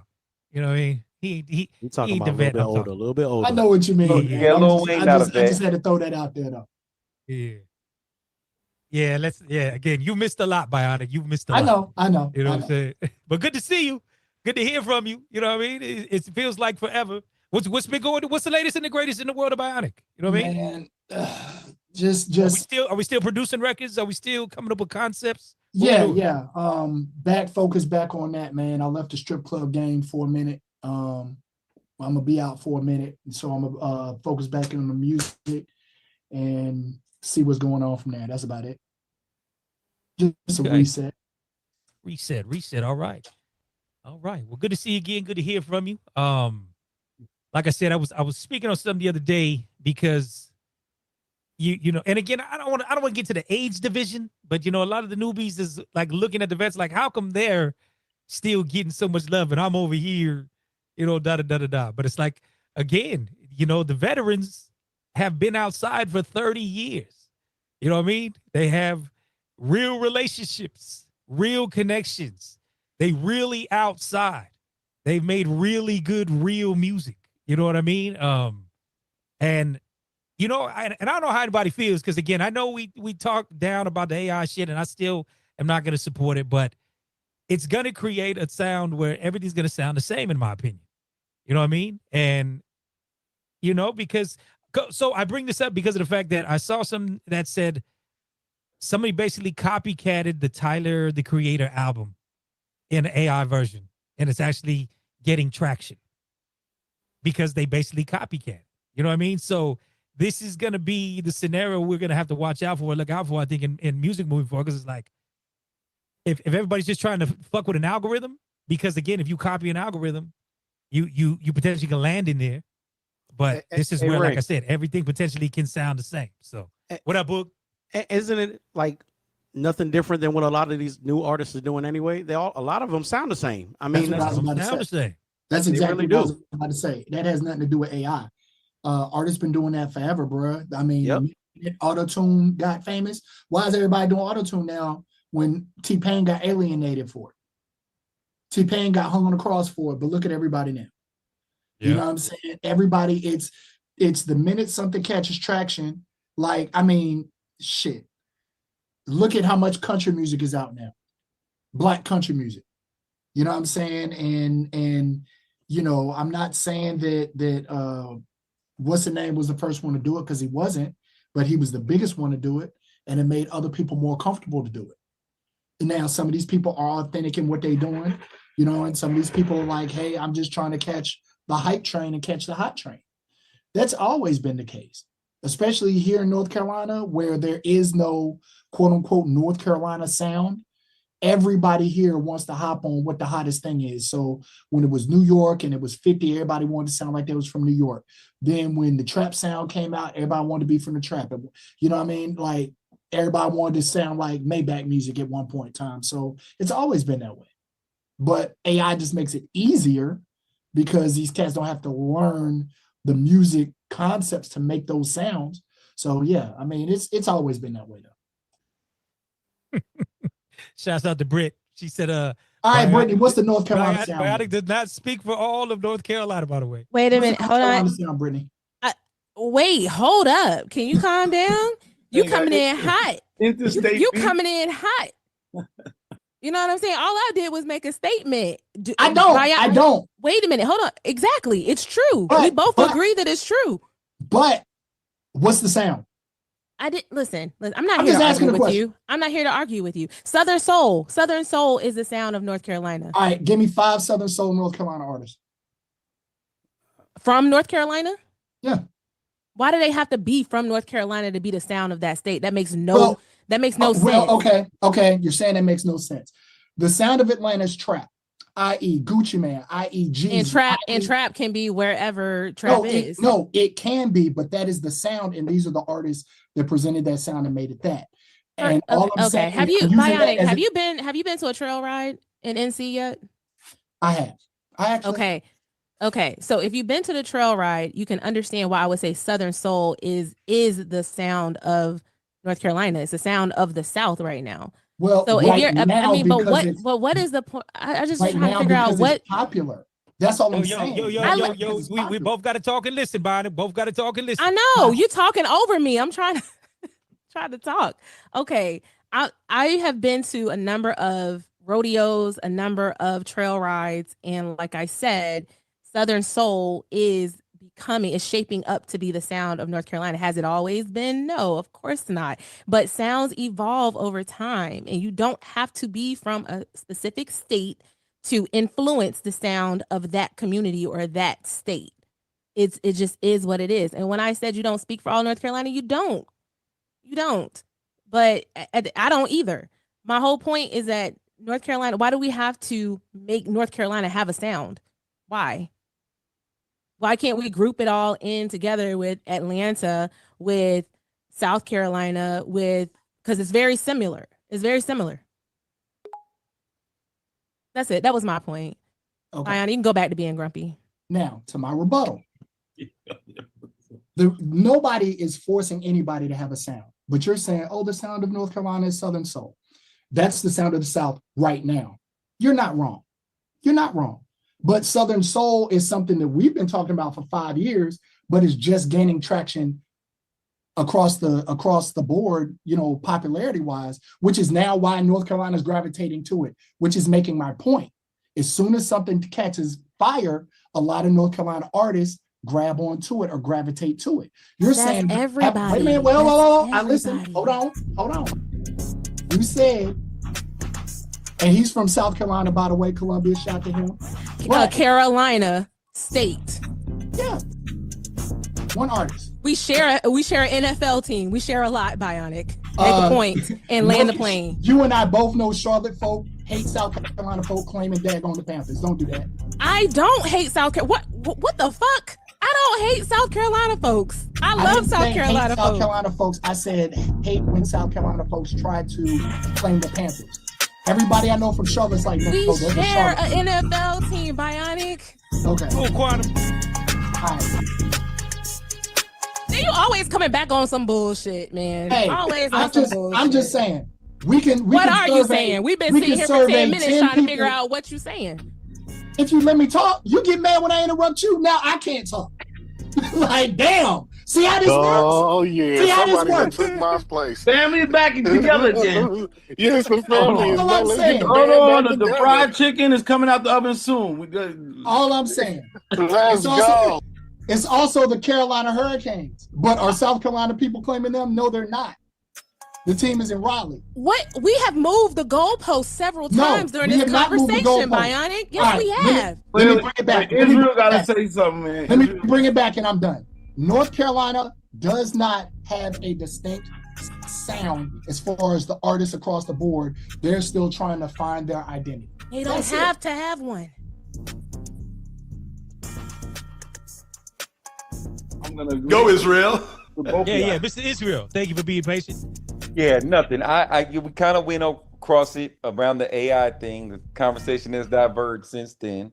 But I just like to say that, originality is originality, and the ability to explore originality through the utilization of AI is going to happen.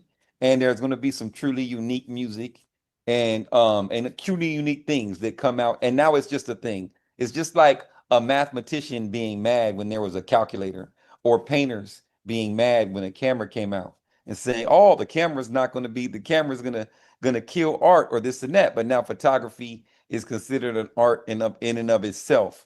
And so I think that, and I can understand and I think that leaning in, especially for people whose jobs may be affected by AI, like the DJ, I think leaning in is a smarter play than stepping back, because that's the same thing that or trying to fight it, like the record labels. Remember the record labels trying to fight streaming or trying to fight all these different MP3s and all these different things. And so now you have a whole company, a technology company, became Apple Music or Spotify rather than one of the record labels. And but I as somebody who has utilized AI in a variety of ways, including making music, I promise you that you can be truly original, but that's on the person.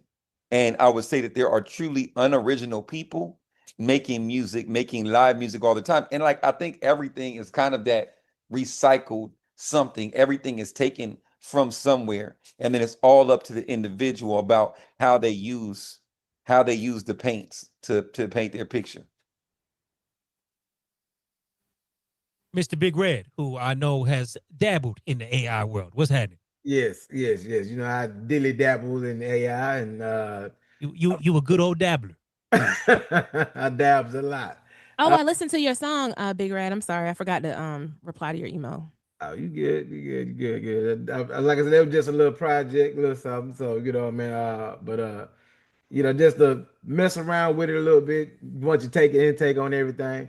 But with the AI situation, you know, I believe that, you know, in that space that we all try to be creative. You know, again, it takes you to tell AI what to do. You know what I mean? So until we get that, you know, that one that's really just, you know, there are some that are thinkers, but you know, feeling is something that a computer would never be able to do.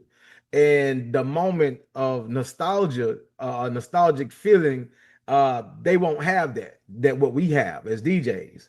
And as far as music, and you know, and the touch on the sound of music of Southern Soul, you know, like I said, I'm not from, you know, North Carolina, South Carolina, Charlotte, that whole area of Virginia, that whole area, but a lot of good music has came out of there. And you know, people want to reach back now. You know, people, and it's like the feeling of moving forward with a lot of people with music is kind of scary. So they want to reach back to a time to where everything is really good. Because again, like we were saying when we had the other artist on, I forgot his name, if I forgive me, but Southern Soul is a version of the blues, and we were R&B people. You know what I mean? R&B was the song, the music, the genre for, you know, for black folks. You know what I'm saying? And country. So a lot of this stuff that we've done a long time ago, it resurfaced. People are doing their homework. People are going back and researching. And that sound of Southern Soul is blues reincarnated with a good sound. You know what I mean? So right now, people are really loving it. You know, people want to get back. People want to go back, put on their cowboy boots. People want to put on some jeans. People want to go out and hang. You got the aunties out. You got the uncles out. You got everybody drinking, showing them this is how we used to do. You know what I mean? And that feeling is a good feeling with a lot of people who hadn't experienced it.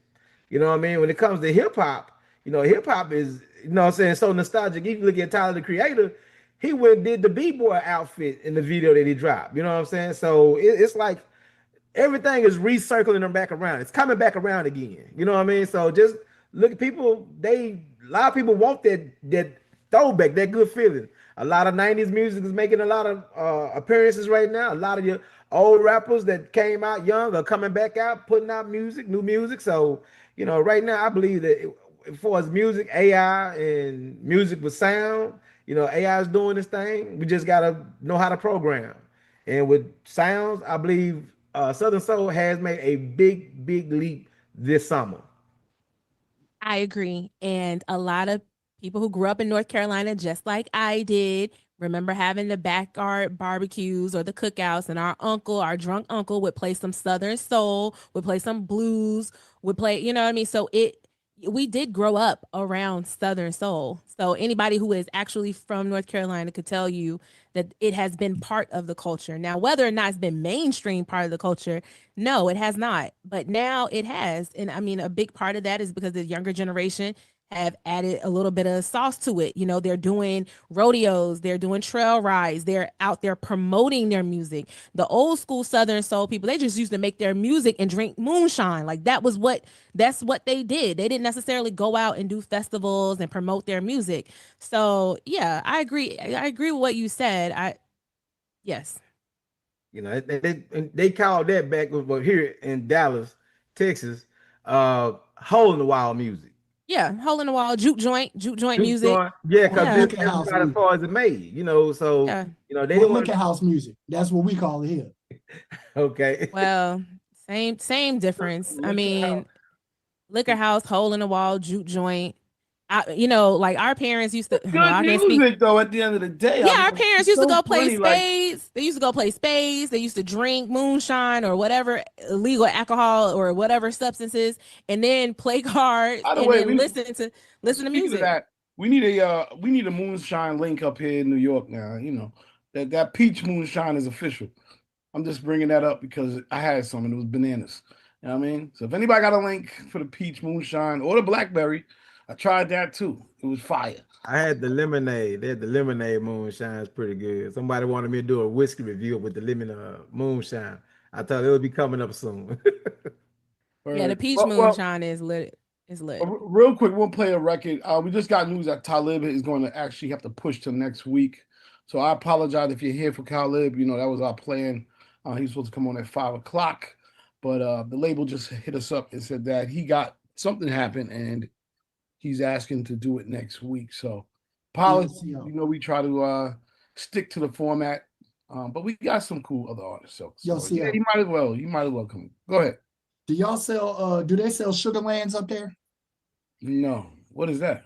It's moonshine. It's not like the legit backyard moonshine, but it's a store, like it's sold in the stores. It's sold in an ABC store. What's the brand called again? Let me see. That should look all right. Yeah, they might not have a liquor license here in New York State, but just check and see, because they sell all kinds of just ignorant flavors. Like this one's apple pie, had a blueberry joint. They sell pancake. they sell peanut butter. Like they sell all kinds, bro. So if they sell Sugarland, check and see if they sell Sugarland and get in here. I'm gonna reserve my comment on that, but shout out to them. Check this record out. Culture Jam.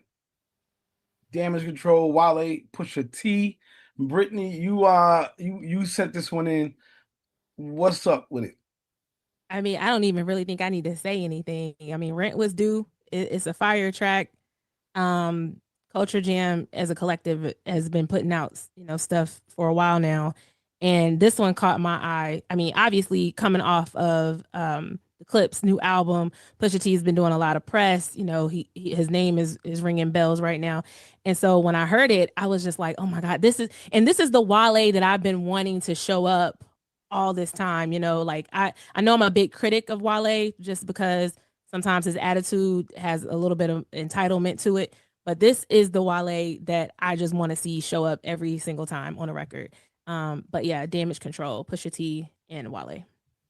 So that wasn't Wale's track. That was this Culture Jam. It's Culture Jam is an initiative that mixes NBA and music together. So it's Quali. Hold on, let me see. Give me a second. NBA, like the National Basketball Association? Yes, the NBA, and give me a second. I gotta get my notes on it. Okay, no, that sounds different. Quali Leonard, and it's executive produced by Estine Bolden. So they decided to combine music and sports and philanthropy through music. So if you go look Culture Jam on any of the streaming platforms, you can see all of the other projects they've worked together. So it's like collaborative albums basically. And Culture Jam again just mixes in sports and music together. I think my whole thing is, for like NBA 2K, like you might hear a lot of these songs on gaming. And they're giving the money back to sync licensing, and then proceeds of it is going to initiatives like within the community and hip hop as a general. So it's kind of like a foundation. I want to see the check that they send to the community. I want to see it too, but this is just what I've been able to gather about Culture Jam in general.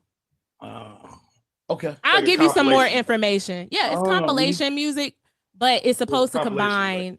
It's supposed to combine community, sports, and music. Make sure this money's going to where it needs to go. Because I mean, it's a lot of. I agree. But the record is fire, nonetheless. That was my submission for the week. Okay, nice one. We got a couple of them. Let's check this joint out. We're gonna play all around the world for a second. We got a little time, so all right. So check this one out. With it, we're getting deep with it. Shout out to those records right there. Two totally different sides of the spectrum of music, but dope stuff. All right, Queen B, break it down for everybody what you sent in. The first song, that was the one that I sent in. That was Aaron, BJ, the Chicago Kid, and Aaron Allen Kane. Yes. Make it hot. Make it hot. Now, where's that from? Is that from a soundtrack or something? Because it looked like it was coming from something. Yes, it's coming from a soundtrack. Okay. Yes, and I believe, let me see if I can get the soundtrack name. It's from the soundtrack to Keke Palmer, Eddie Murphy joint. Oh, from that. Okay. Yeah. Well, shout out to BJ the Chicago Kid. It's good to hear him back. You know, he's one of those artists that I always felt was close, but could never get over the hump. But I like that. So, you know, got some fire emojis and some gunshots in the chat. So, you know, we found a good one. Yep, thank you. All right. And then Quantum, we got to talk about this because apparently, if I take a woman from New York to New Jersey, I'm potentially trafficking. Hey man, you know, well for one that was Four Eyes. That's a cat out of Atlanta. We played him on here a couple times featuring Bronze Nazareth, who's more of a producer for some Wu-Tang track. And the name of that track, shockingly, is called Trafficking. Wow. People didn't know that. Yeah. I thought that was interesting to put out, or to put on here. I actually been trying to get y'all to play it for a couple of weeks now. But because of everything that's been going on, it was interesting that Four Eyes put that out, you know, between the Diddy case, the Epstein thing. I thought it was an interesting track. And at the very end, what that guy was saying, he had mentioned, I don't know if people heard it, but he was saying how human trafficking, and this is not verbatim, I'm paraphrasing, he was saying that human trafficking is a bigger industry than drug trafficking, because drug trafficking, you can sell a dime bag and get a profit off of a dime bag. That profit can be gone within 5-10 minutes, as opposed to human trafficking, which can last over 10 years. And I thought that was kind of profound when I heard that quote at the end, man. So yeah, Trafficking. That was the name of that track. Well, big conversation, man, because yeah, I feel like there is real human trafficking going on. But I feel like quote unquote trafficking has now turned into blurred lines. Lock black people up. Yeah, blurred lines. Yeah. Another way to lock black people up. Yo, that's the same Four Eyes from Word of Mouth. You talking about I'm gonna blow up Ludacris. the earth with my P-36 explosive space modulator. Peace God. That Word of Mouth, like Ludacris. Yeah, Ludacris. Four Eyes. We got to bring Four Eyes on the call. That's my people. We got to bring them on the call. That's people.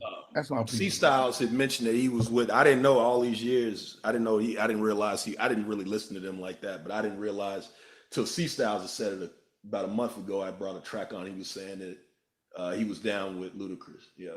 Oh yeah. Now, if you go back and listen to the first Ludacris album, where the dude is beatboxing, and Luda does his thing, and then Four Eyes literally obliviates the damn song. They did it on the first two albums. So I was like, I ain't heard Four Eyes in a very, very long time.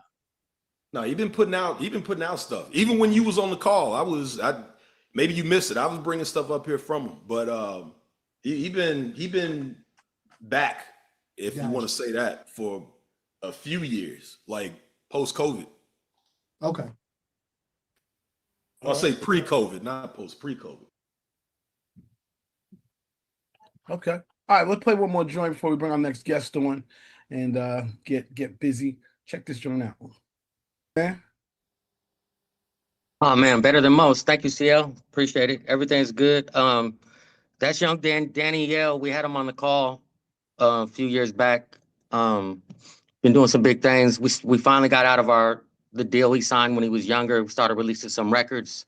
We played the Run record a few months ago. That record's doing great. 4 million streams so far. We just dropped this record right here, Light Is Ours, and just out there trying to, gather these fans. You know how we do it, just gathering these fans. He just performed in Milwaukee at the Summerfest. That was incredible. Performed that song the first time, and people were singing, the Light Is Ours for us. So I'm just excited for the kid and the growth, and still, working very hard. And he's just started his his website, Club Frolic, and he's got, man, hella people in like 24 hours already signing up for his newsletter and everything else. So this is exciting. The newsletter game is a pretty interesting game. How's that going? Because that's like a new way to make money. So, you know, he used to have a Discord, but so when he started all these platforms, when he had his first deal, they tried to claim ownership of it. So they took his Discord. So he was just kind of in limbo. And I was just telling him the way people are reacting to the Run song on TikTok and what's going on in the world, we have to start gathering these new people. I was like, bro, let's just figure it out. So he's like, man, I'm gonna do a website, Club Frolic, and it's gonna turn into a newsletter. But at first, he's just gathering because we have the new album coming out. So he just told people, want to hear the album first, sign up to Club Frolic. And I want to say, man, over 1,000 people in 24 hours.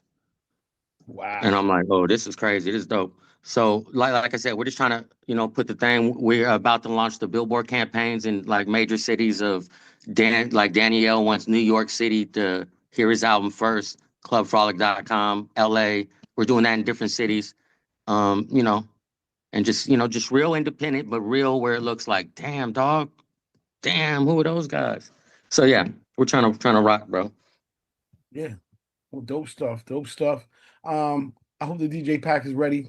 Definitely got some responses. So, you know, make it available. And shout out to the Bay. You know what I mean? I know it's a little chilly, but so love. We get our summer. We got our summer, I think, in 2 days. 2 days we get our summer. All right. September, October.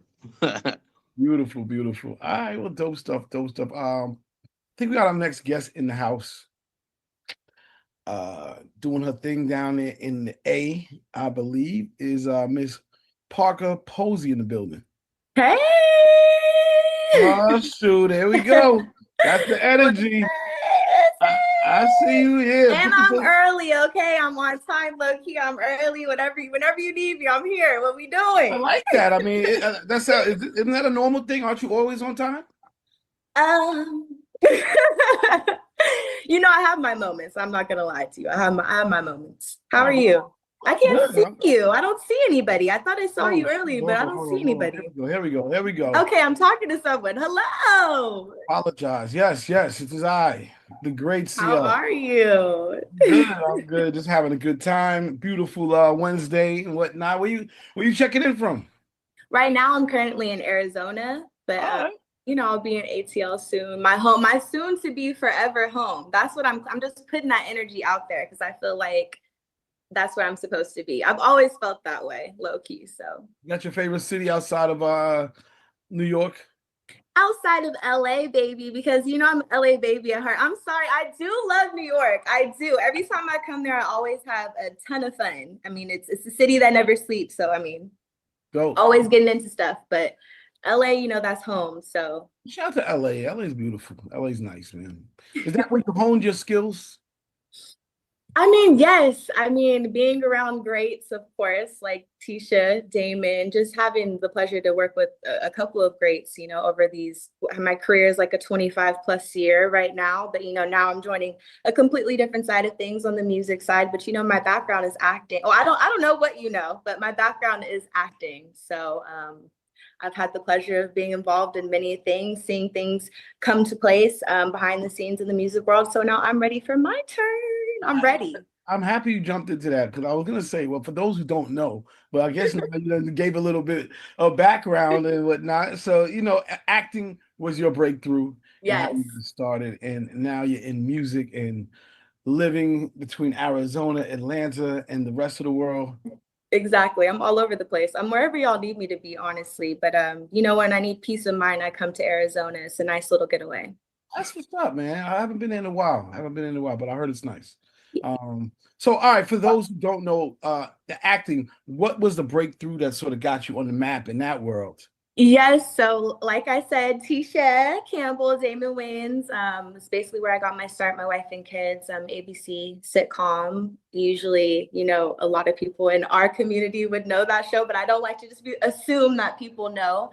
So I was on that show when I was a little girl. And of course, you know, I took a break from acting for a little bit just to be a normal kid for a little bit and jumped right back into it. And Been working. I mean, these past few years have been crazy. So it's been really amazing to kind of have a break from, yes, shout out Tucson. Yes. It's been amazing to have a break this year because, and it's crazy because I feel like I told myself at the end of last year, I was so burnt out from doing like 3 movies and just being all over the place. Like, you know how it is. You have to travel for work and I have a daughter as well. So I was just burnt out. And I was kind of like, I had a conversation with God, like, I just need a break. And I've had this break and it's been amazing to have to work on another passion of mine. And I'm so blessed to be working with Dennis and just releasing these songs out to the world and seeing how y'all feel about it. Yeah, no, we're gonna get into them. So, I mean, how did the act? So, were you always making music while you were doing the acting? So I think the first time I ever got in the studio, I was probably like 15, I think. So I've been, like I said, behind the scenes kind of. I have a lot of people in my family who are very instrumental in the music side.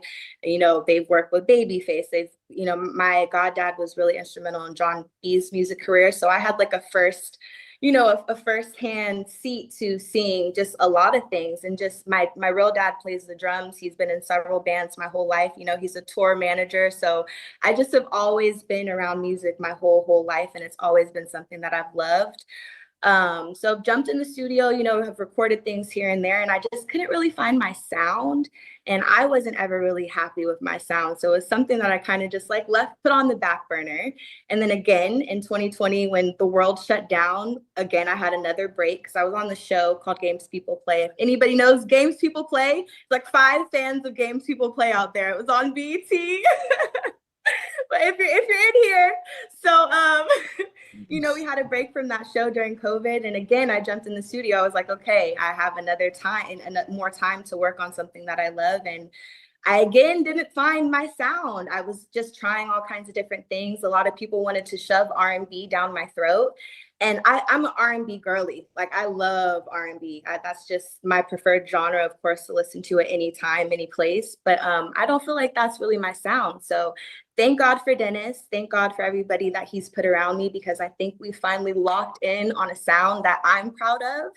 And, you know, he's just giving me all this confidence to just go for it. And yeah, now it's up to y'all. Put the record out and let's see what it does. I wanted to play Atlanta first, but it sounds like you want me to get into what you want me to do. Should listen. D told me to play LA Boogie, but I think we got to take him to Atlanta first because it has like a fun little vibe to it. It has a little bounce type.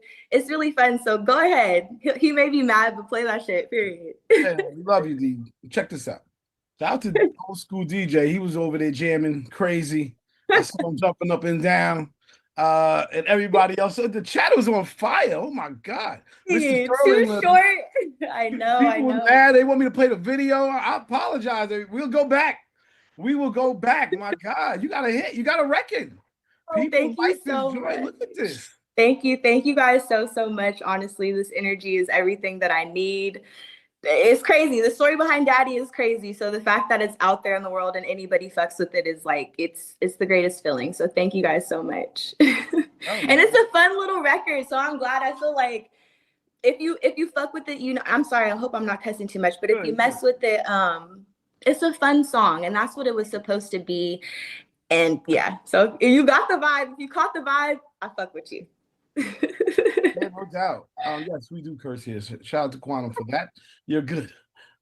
Safe space. Good. Yeah, it is a safe space. We talk about a lot. We talk about a lot. Speaking of a lot, like you had mentioned you needed a break. So what does that look like for you? I know you said you're in Arizona. You into the yoga. Are you reading books? Are you writing deep thoughts? Are you walking all over? Yes. Swimming, beaches. What do you do? Yes, I am into all of the things that, you know, just help you refill your cup, because as I'm sure a lot of you guys know, just being in entertainment is stressful as hell. I mean, life is already stressful enough, you know, and then you add kids on top of that and family, just life, you know? And I just always say, I'm like, none of us asked to be here. We're just here and just getting through it all. So, you know, when you need a break and when you need to just step back and, you know, pour back into your cup, because us as entertainers, we're always pouring into other people's things and getting their projects and their things produced. And I did like 3 freaking movies last year. And, you know, it takes a lot. I work like 15-hour days for like a month straight, damn near. So it's just like, it's a lot on the body, it's a lot on the brain. Of course, I miss like the time with my daughter and the time to pour into like my other passions, like whether it be music, I love cooking. You know, I'm really just a regular girl deep down inside. So I just enjoy being at home in my space. I'm a spa girl. I'm big into going to get a massage, Pilates, fitness. I'm always like into some fitness stuff because I've found that fitness definitely just helps my brain. Like it helps me, those endorphins, like we need them. So yeah, I do those things to pour into myself, and then I just get back on the road and keep it pushing. I love reading too, of course. You basically said everything that I love doing: yoga, meditating, reading. You know, I actually tapped back in with God. I found a church out here that I love going to. So he was like a big part of my journey to just getting back to feeling confident again and loving on myself, you know, after these past crazy 2 years. Yeah, man, that's more than important. Shout out to Boogie. Boogie, you got a question? You know, I always got something running through my head. First, What's the that? fact that Parker Posey's on here playing music, I was already like, whoa, thrown off. But I didn't know what to think about the song at first. When it first came on, I was like, okay, it's gonna be a fun song. Then I thought about kids jumping around to it. Then I heard the words and I was like, wait a minute. And then the beat jumped in and I'm like, I don't know how to feel right now. I'm like confused in my mind. But it's a nice song. You're right. It is a very fun song. And I could see this being played in a lot of different ways. And yeah, I salute you. Be honest with you, I'm just still in shock that I'm picturing you as Parker Posey, and I'm like, okay, music, wow, okay. So yeah, salute. It is a fun song. I can say that. I do agree with you a lot on that. Thank you. So I'm Thank you so looking to see much. hear the next song. I'm looking forward to it. Thank you so much. You mentioned the kid thing. I've been telling everybody that I talk to, my daughter, she's 4 and she is obsessed with the song. She wakes up out of her sleep like, I'm off to see my daddy. And I'm just like, oh my gosh, she's been driving me crazy, you guys. So I know the kids, when they hear the beat, is so fun. I'm like, we got to start pushing the clean version low key because the kids, I don't know, that beat just gets them going. Nah, So I feel it. I do a lot of kid events around the area, and you know, I'm here in Virginia. Sorry, my name is DJ Boogie. I didn't even introduce myself. I just jumped in, but yeah, I do a lot of kid events here and there, and you know that is a good one I can easily throw in. And Awesome. Thank you so much. I'm glad you're messing with it, period. Thank you so much. Nice to meet you. Nice to meet you. Yeah, shout out to Head Rush. She said someone somewhere in Chicago will be juking to this song as soon as they catch it, which brings the remix and all of that stuff. Are you gonna do remixes for Daddy? Listen, I leave all of the business stuff in Dennis's hands right now. Dennis, where are you, Dennis? You can't be hanging out behind your avatar. We had some ideas for the remix, but I think, of course, It's we want to coming. get in the Remix right is hands. coming ASAP. Yeah, man. Dennis, they got questions in the chat for you, man. They want to know: are you doing a juke version? What we doing? We got to do the Chicago version. We got to get some ATL legends on there. You know what I mean? And you know, it's a New York, New Jersey, record. It's So a we got to little get some bounce. folks You're over there. Right. You're right. We got to get it going. So 41 on the remix. You might have to put 41 in Kyle Richardson on the remix. Come on, man. Hey, What put we it together doing? so we can do it. Put it together. Say no more. I got friends. You know what I'm saying? Let's go. Brittany. And whoever said 2 Chainz, listen, you see that D? That was right there. This man was about to have me shed a damn tear in the studio when we recorded this shit. Cause he was like, I may be able to make it happen. Cause y'all, 2 Chainz, that was my #1 pick. Like he's my favorite rapper, damn near. So wow. That was my top pick. So hopefully maybe if he keeps hearing it, maybe he'll feel inclined to just hop on it. You know, I like things to be organic, but yeah. I'm glad y'all saw the vision though, the 2 Chainz vision. Y'all see it. Miss Cherry, you go ahead. Yeah. Hi, Parker. How are you? Hi, beautiful. Good. So do you do your own writing with your songs? I'm not gonna lie to y'all, you know, I definitely get in there a little bit with my pen. But a lot of these songs, Dennis has just put the most amazing team around me. I'm so fortunate to have them. But I feel like right now they are they're challenging me to write more. So I you'll think hear you more. have it. I think you have it in you. Yeah. So, because the reason why I was asking, because I was listening to the words of the songs, and I was like, "Oh, we're going to Atlanta to find a daddy," because Atlanta dating is some pee and some Hennessy and a little bit of maybe Mad Dog, or it's a lot of different stuff. It's a lot of different stuff in the dating pool in Atlanta. And I was like, "Girl, we sure we want to go to Atlanta to find our daddy? Like, can we go to Colorado, or can we go? We might need to go Arizona. You in Arizona? I know the daddy's out there." You can find a daddy anywhere. I mean, you can find a daddy anywhere, but my daddy is in Atlanta. And yeah, so my daddy is there. So I had to tell everybody I'm done with what's going on out here yet, plaque it. And I was off to see him. And but daddies, they're all around. And I definitely advise every pretty lady to have one. Have a daddy. Get you a daddy.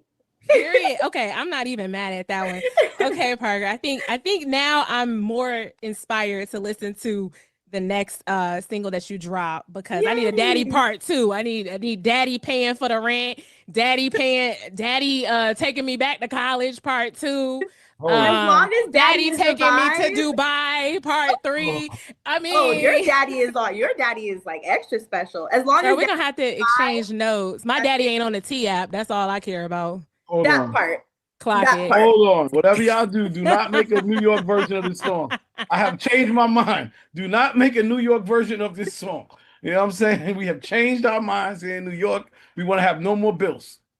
Go ahead. Don't be a hater. I don't even need my daddy to pay a bill necessarily, because I'm not like big on like, I guess, the sugar daddy and the sugar baby culture, honestly. Like, and that was one thing I'm like, because the song, it's cute. We crack our jokes and stuff. I just don't really support that culture. But as long as you have a daddy who is a vibe and can provide in some kind of way and treats you nicely and takes care of you, it doesn't have to be pay the electricity bill. It's just like, show me a good time. Take a girl outside. Like, that part. Like a lady. You can. I will erase what I just said. Please proceed with the New York remix. Right, a daddy don't necessarily got to be a sugar daddy. You gotta be damn. Exactly. You all in a conversation. You don't even know what we're talking about. You get daddy vibes. It doesn't have to. You don't have to pay a bill. I pay my own bills. Love y'all. That's what's up. DJ End Zone, what's your thoughts? Hey Parker, I'm DJ End Zone. I'm a female DJ coming out of South Carolina. I'm loving the song. For what who was the first DJ? Was it DJ Boogie, right? Correct me if I'm wrong. Yes. Was it the first? Okay. He also mentioned that he do kids events. I do kids events too. So that song that is definitely for the kids. Because I DJ at an elementary school all the time. I went viral off of it, 1.2 million views on TikTok. They were screaming the lyrics to Money Long Made for me. So they've been wanting me to make them viral. So this seemed like a song that would make them go viral again. Let's see what we're doing. We got a challenge low key that's out right now that, we've had a few people tap in, but I mean, I'm a big kid at heart. I have a kid and, she's definitely messing with the song. So whatever we can do to get the kids involved, let's do it. Yeah, because I can see their reaction already. I play the song, they're going to start screaming. Every time I play the song, they scream. Like, my ears be ringing like, hey, at least they enjoying themselves. I love that. They have the best energy, kids, I swear. Oh, yes, they do. And most people say that they don't like DJing for kids. I love it because they be full of energy. Like the screaming, jumping around, they love it. Absolutely. I'm glad you see the vision. Yeah, tap in after. Let's see what we can do. All right. Well, yeah, that's it for me. Thank you. You're welcome. We got the clean remix coming for the kids. Yes, the clean. My mom told me ATL go, not ATL ho. So we'll go ATL go, ATL go. Okay, is that cute? It's kind of cute. She did her thing. Your mom getting some publishing on the record. Right, exactly. That's what's up. It's Tammy Marie, sorry. Hey, what's up, y'all? Hey, this is Tammy from San Antonio. Hey, I really like the song. The song was nostalgic because, like I said in the chat, I used to have that ringtone as my alarm clock, and that shit used to wake me up. So when it came on, I'm like, oh, wait a minute. It brought me back. And yeah, that's for the kids. That's definitely for kids. So that's a good idea to have a clean version. And I just wanted to ask, are there some artists that you want to work with in the future? Oh goodness. I just always say like my faves. I mean, I'm like, I love Ty Dolla $ign. If I could ever just get in the studio with him, that would be a dream come true. Of course, what girl right now doesn't love SZA, love Glorilla, just the up-to-date faves right now. But I have some personal faves I think that I would love to just be in the same room. If they heard my music, I would probably shed a tear, like the Ty Dolla $igns, the Banks. I'm a different girl. Like I love my R&B, I love my rap, but I love my alternative, and I even love, a little bit of rock and stuff. So yeah, I think Ty Dolla $ign is my top right now for sure. Ty Dolla $ign and Glorilla. That's cool. I know you said earlier too that you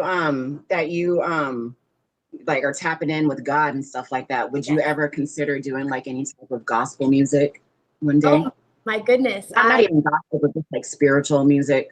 Yes, absolutely. I mean, that would be incredible to tap in with the Lord in that way. It would be amazing to just be able to, worship with others and have a song that I can use to worship myself and spread to the youth and, to people our ages and stuff like that. But that's not my lane necessarily. So I would prefer to like collab with an artist that is their lane. I think that would make more sense for me. But I mean, I am like a huge Kim Burrell fan. I know some of her views on the world are a little strange, but her artistry is amazing, and she's constantly on my playlist. And when I want to feel good or tap in with the Lord or just make sure my day starts off good, I definitely listen to Kim Burrell. So yeah, that would be awesome. All right. Yeah. Hey, well, I love your energy. Your energy is just dope off top, and the song was good. And I hope to hear more from you. Thank you so much, beautiful. Have a good one. You too. All this love. That's what's up, man. We all over the place with it. Well, I guess we should get into the new record, right? And talk about that a little bit. Please. I would love to hear what you guys think about this one, because again, it's different, it's fun, but it's definitely way more West Coast. It's definitely like going back to my roots, I feel like. So play it. Well, before we play, just you want to give everybody just a little bit about a little background on it? Yes. So it's called LA Boogie. We came up with that name in the studio. Like I said, it's definitely a West Coast feel. It's the song for my ladies. It's another fun song you just throw on if you want to, catch a cute little vibe. You're getting ready to go out for the night. I feel like that's what kind of song this is. I feel like I could definitely hear it in the club, but we've gotten a good response on it so far. It's super, super West Coast. It's probably my most West Coast song on the EP. And I'm an LA girl, so I was so happy when I heard this beat, and I was like, I have to have this song, period. So I hope you guys like it. All right. We're on with Parker Posey, and this is LA Boogie. In 25 seconds. Hey. Man is short. Man is short.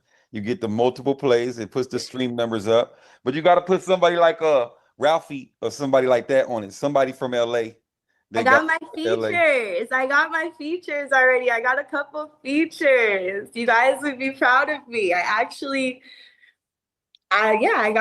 two of my faves to hop on the feature. So to hop on the remix. So we're gonna have two versions. We're gonna have two different versions of the remix. And again, like I feel like you said, the song is short, sweet, and cute, and to the point is what I need them to be, some of them, because I wanted to have the ability to get somebody to hop on the remix. So I also think it's not, so it gives me, I think Marcus Houston, right? And what he's doing in his production world with video TV. And I feel like these are good records also to sync in a lot of stuff, especially because it has a certain sound and a vibe. You got those Cali scenes, you got those Cali energy, so I can see something happening. Word up. DJ Boogie. I'm back. So I'm gonna be real with you. I felt the same way. It was too short. You went from kids to straight adult. I love it. And that song, I can definitely rock that one for the grown folks. But I'm looking forward to the remix. I want to see like for me as a DJ, I probably most of the time only play like 2 minutes to 2.5 minutes when I'm constantly mixing anyway. So, I mean, for introduction to you, like I told you before, I'm still shocked that you're writing music and hearing it, but it's a good way to use that song, that short song, to introduce people to who you are within a mix without them questioning it, because I can easily make it flow. So, I like it. I do like that song. Thank you. All right. Oh, dope. I thought Brittany had a question, but I guess not. You got one? You still got one, Brittany? Go ahead. I was just gonna make a comment. I thought that you were really in your pocket in that one, even more so, than the first one. Even though I liked the first one, I felt like this was, because you are a Cali girl, I felt you felt a little bit more relaxed in this, in the second song, a little bit more in your pocket. Dennis, he doing his big one, ain't he? All right, Dennis, go ahead. Don't sleep on the boss. Don't sleep on the boss, okay? Go ahead. No, the production was great. One thing about Dennis, like, he is very hands-on when it comes to everything. Like, I mean, we came up with these names together. Like, we talked about these lyrics together. Like, he sends me the beats his damn self. Like, he is from start to finish holding my hand and making sure that I'm confident and I feel okay. And I'm so thankful for him. So yes, he's doing his big one, period. Don't sleep on his ass. I definitely was feeling the production. So good job, Dennis. Dennis, we're not gonna sleep on your ass, okay? I'm joking. Pause. No, but I think the music is dope. It's giving these different sides of you. Are you releasing an EP, or is this gonna be for an album, or are you just comfortable releasing singles as they sort of flow when you guys feel comfortable? Yes, so we're dropping. So LA Boogie comes out on 8/8 because I ate, period. And the EP comes out later in August as well. I'm not going to say a date because, things keep changing because things are going well. And yeah, so it's a blessing. If it gets pushed back to September, hopefully that just means we get to do even more promo and put more money behind, creating more awesome things, because we have some more videos coming. Like I said, the remix to LA Boogie, I'm not sure what dates those are, but I have Problem, one of my absolute LA faves. He is a legend in my city. Have him, I have RJ on another remix. So I had to get two of my faves to hop on, a song that is very important to me because it is West Coast. And yeah, the EP is called Just a Girl because I'm just a girl at heart. And yeah, things are happening in August. My birthday is also in August. I saw somebody say, is your birthday 8/8? My birthday is 8/18. So shout out to us, Leos. Yes, 8/8. Okay, DJ Boogie. Okay. Yes, I knew there was a reason why we vibe. We click, right? Yeah, that Leo energy, that Leo. Yes. It makes sense now. Okay. Yes, I clocked that too, girl. And it's funny because if Dennis is still on this call, I told his ass, I was like, I want to put the EP out like close to my birthday, and he was like, no, we're going to do it sooner, blah, blah, blah. So everything is happening exactly the way that it needs to. So just be on the lookout for stuff, in August, guys. A lot of energy going. DJ Old School. Go ahead, bro. Hello, how you doing, Parker Posey? Hey, how are you? I'm doing great. Thanks for asking. I'm just amazed by your energy, and appreciate you coming on the call. And I like the songs, especially that last one. The last one I could vibe to more. The other one was more like everybody says is a teeny bop type bitty, but the beat was so hard on it. I could still do some stuff with that one. That beat was, and that New Jersey sound, that you flipped it with, I appreciated that too. So it was all dope, but thank you. When I put in a chat, Tucson, Arizona, shout out to Tucson, Arizona. That's where I was born at. So okay, awesome. Are you in Tucson or? You're not gonna know. So I'm like 30 minutes from Tempe. I live like where the I know where. Yeah. So I'm like in the farm area, but I'm thinking about driving up to Tucson. There's like a waterfall not too far. So I'm thinking about heading up that way sometime this week to just, like we all talked about, just decompress before I head to LA and get on this tour run, this promo run. So thank you. I'm so glad you enjoyed it. And yes, I'm glad you felt the vibes and the energy. Nice to meet you. All right. Thanks. Yeah, have a great one. All right. A lot of love in the chat. Shout out to Pink Diamond. She had to jump off, but she said she's going to add it to a radio station, which is big. Oh, thank you so much, Pink Diamond. I love that. That was DJ Pink Diamond from the Fleet DJs. And then somebody else said something positive that I cannot find right now, but it's in the chat. So as we go through it, you're getting Thank you guys. and whatnot. Yeah. So at the end of the day, good energy. Oh, here it is. Okay, yeah. Bionic said on the cool. Everybody, time out for the kids. Gonna go ahead and do a full kid. Okay, yeah. He's co-signing. Do a full kids version. Picture the kids bop. I like that idea. I like that. It's all about distribution and just getting the song everywhere. So that's absolutely. So shout out to Bionic for that. Yes, and, thank you. Okay, and then DJ Enzo said, "Me too. I'll mix it on the radio." Yes, thank you so much. I appreciate you guys. It starts with y'all, so thank you so much. So what's the plans for the rest of the summer? What do you have set up? How are you going to use these plans to break this record? Well, I will be in Atlanta soon. I'm hosting sometime soon, and I'm definitely gonna hop on the mic and just perform the song a little bit. So all of those that information will be on my Instagram, of course. So tap in with that. But I'm pretty sure it's August 15th.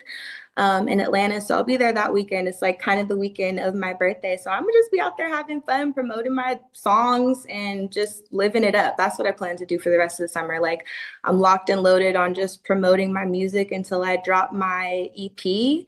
And I got to get back to filming soon. So yeah, I'm just enjoying being a little pop star and living my best life. Shout out to Southwest Alliance, Southwest DJ Alliance. They just popped in. They said, "Oh, I'm late. Is she from Tucson?" No, she's not from Tucson. She's from LA, but she's in Arizona. Yes. It's an R&R. So that's what that link is. Dennis, what's happening, brother? Man, salute to DJs. I just wanted to just mention Parker is doing a radio run in Georgia, North Carolina, South Carolina, Alabama, Tennessee, end of August. If anybody, is in any of those states, man, we'd love to tap in with y'all. We're gonna be in New York and New Jersey in the middle of September. So I want to just definitely salute the DJs, man. We want to tap in with you, CL, so let us know. Yes. Yep, End Zone is in South Carolina. You got a few people in North Carolina, and Boogie's in VA, along with a couple of others. We got to go to VA for DJ Boogie. Oh, shoot. Watch out. He'll get you drunk.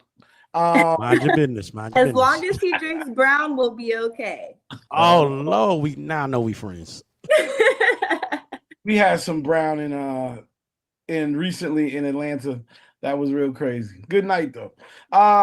Dang, you just threw me off from what I was gonna say, man. North Carolina, South Carolina, Georgia connections, all those connections. Yeah, I'm in North Carolina, Parker. So if you want to get connected to Power 98 in Charlotte, I have some contacts for that. So okay, I'll get with CO. There it is. Oh shoot! Yes, thank y'all so much. I'm excited. Yeah, I thought that Boogie. Before we let you go, Boogie did have a really good point. He said, "Have you thought about doing college tour?" I think college tours for this type of record are actually like a good 10 or 15-minute set where you can like show those different sides of you is a perfect idea. And I mentioned it to Dennis, so I don't, I'm just the artist, and again, I'm new here, so whatever y'all just tell me where to go, and I'm there. That's how I work. Okay. I just the show up. HBCUs. Yeah, just so you know about us, we brainstorm while you here. We're gonna tell you an idea or two or three. That's just how we get down. So Well, what are we doing? Let's go on this college tour. I'm ready. And I'm tapped in with the HBCU, so I would love to do something like that, honestly. Like, I would love to figure out how to give back and pull up and perform. So what are we doing? Like, let's go. Well, my boy, he throws the I travel with Next Level Travel. They the ones that do A&T's homecoming, like Brittany mentioned. I went to Hampton University, so you got Hampton and Norfolk State right here. So, we got connections. Just let us know. Okay. We'll make it happen. Okay. Let's put this all together. And there's other things, but I think, for now you got a dope record and it just got to get pushed and that's it. So we'll work on these DJ packs and getting all of that stuff, getting drops and really make it personal. And I think that's a good way to just start, man. Helping you get radio and DJ support. That's sort of what we do. So we'll do that. And you being here, it matters a lot. And doing more of these DJ conference calls helps a lot. Because You don't have to necessarily be anywhere, but it's good to just pull up on Zoom and just, do what you do. And people will love you for that. So that's Yes, it. absolutely. It starts with you guys. It would be a dream to have any of my songs on the radio. So thank you so, so much. And thank you for seeing the vision and fucking with the vibe. I appreciate you all. Thank you. We appreciate you too for pulling up and sharing and doing your thing. Shout out to Dennis, even though you're getting beat up a little bit. We love you over here, man. It's all good, And Parker, I guess the last thing is if you could leave I guess your IG or however you want people to be able to follow and contact you on a simple tip. Let's do that. And that's it, man. Yes, just follow me on IG. It's pretty much the easiest way to keep up with everything that's going on music wise or anything that I have going on. It's Parker McKenna with 3 A's. I should come up. I'm like the only Black woman named Parker in the world, so it won't be that hard to find me. Crazy. That's what's up. That's what's up. Well, thank you for pulling up the news. Thank you. It's been a pleasure, and we can't wait to see you as you grow and be a part of it. And we will come with a couple of ideas. We'll shoot to Dennis, and we'll make it happen. Will do. All right. Thanks, y'all. Have a good one. Sorry, God. I'm sorry. I was supposed to have a song queued up. Check this joint out. Word.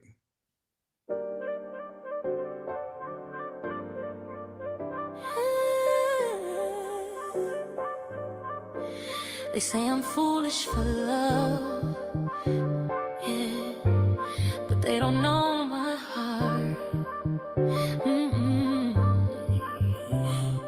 Should've known you were trouble, a sign right from the start. But you taught me lessons, how to mend my own broken heart. So many nights I questioned when you speak and we felt so right. We had our struggles, try to hold on tight, but now the silence is deafening. I wanna stay, but I can't help from walking away, just fade to gray. Just take my hand and understand if you could see. I never planned to be a woman, it just wasn't me. So free, but now I'm searching for commitment in another's gaze, trying to shelter you from harm in so many ways. Your distant heart was the cause, now I'm stressing. Soon as I try to talk, you fill me with your cold confessions, like, where did I go wrong? You're killing me with this uncertainty. Now my ambitions to be strong, I can breathe. 'Cause soon as I leave, it's like a pull. Hear you calling and asking me to come back. I'm a believer. But I won't do for love. Yeah, I've tried everything and I won't give up, never give up. What I won't do for love. Yeah, I've tried everything and I won't ever give in. And even when the scars remain, the tears won't never fade. I find the strength inside, a choice I freely made. It wasn't always a cold goodbye, we had our sunlit day. We built a world, just you and I, through winding broken ways. I should have seen the trouble, but I was lost, held in your gaze, hypnotized by the illusion in love's beautiful haze, yeah. But now I know my worth, no longer will I wait. I find my happy mix before it gets too late.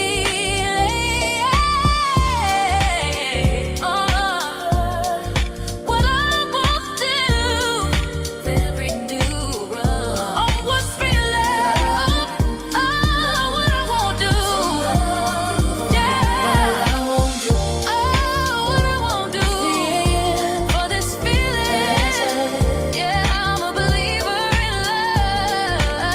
What I won't do, what I won't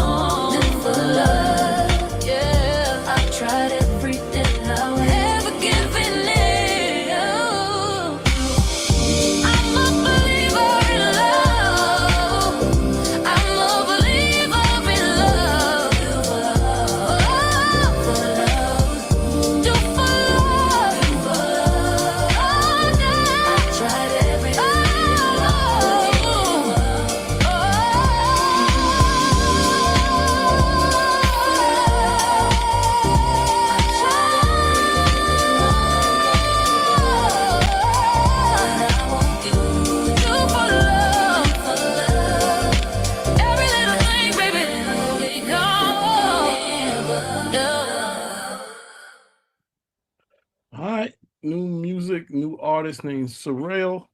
And yeah. Shout out to everybody. New Music Wednesdays. I need that one. Huh? I need that one.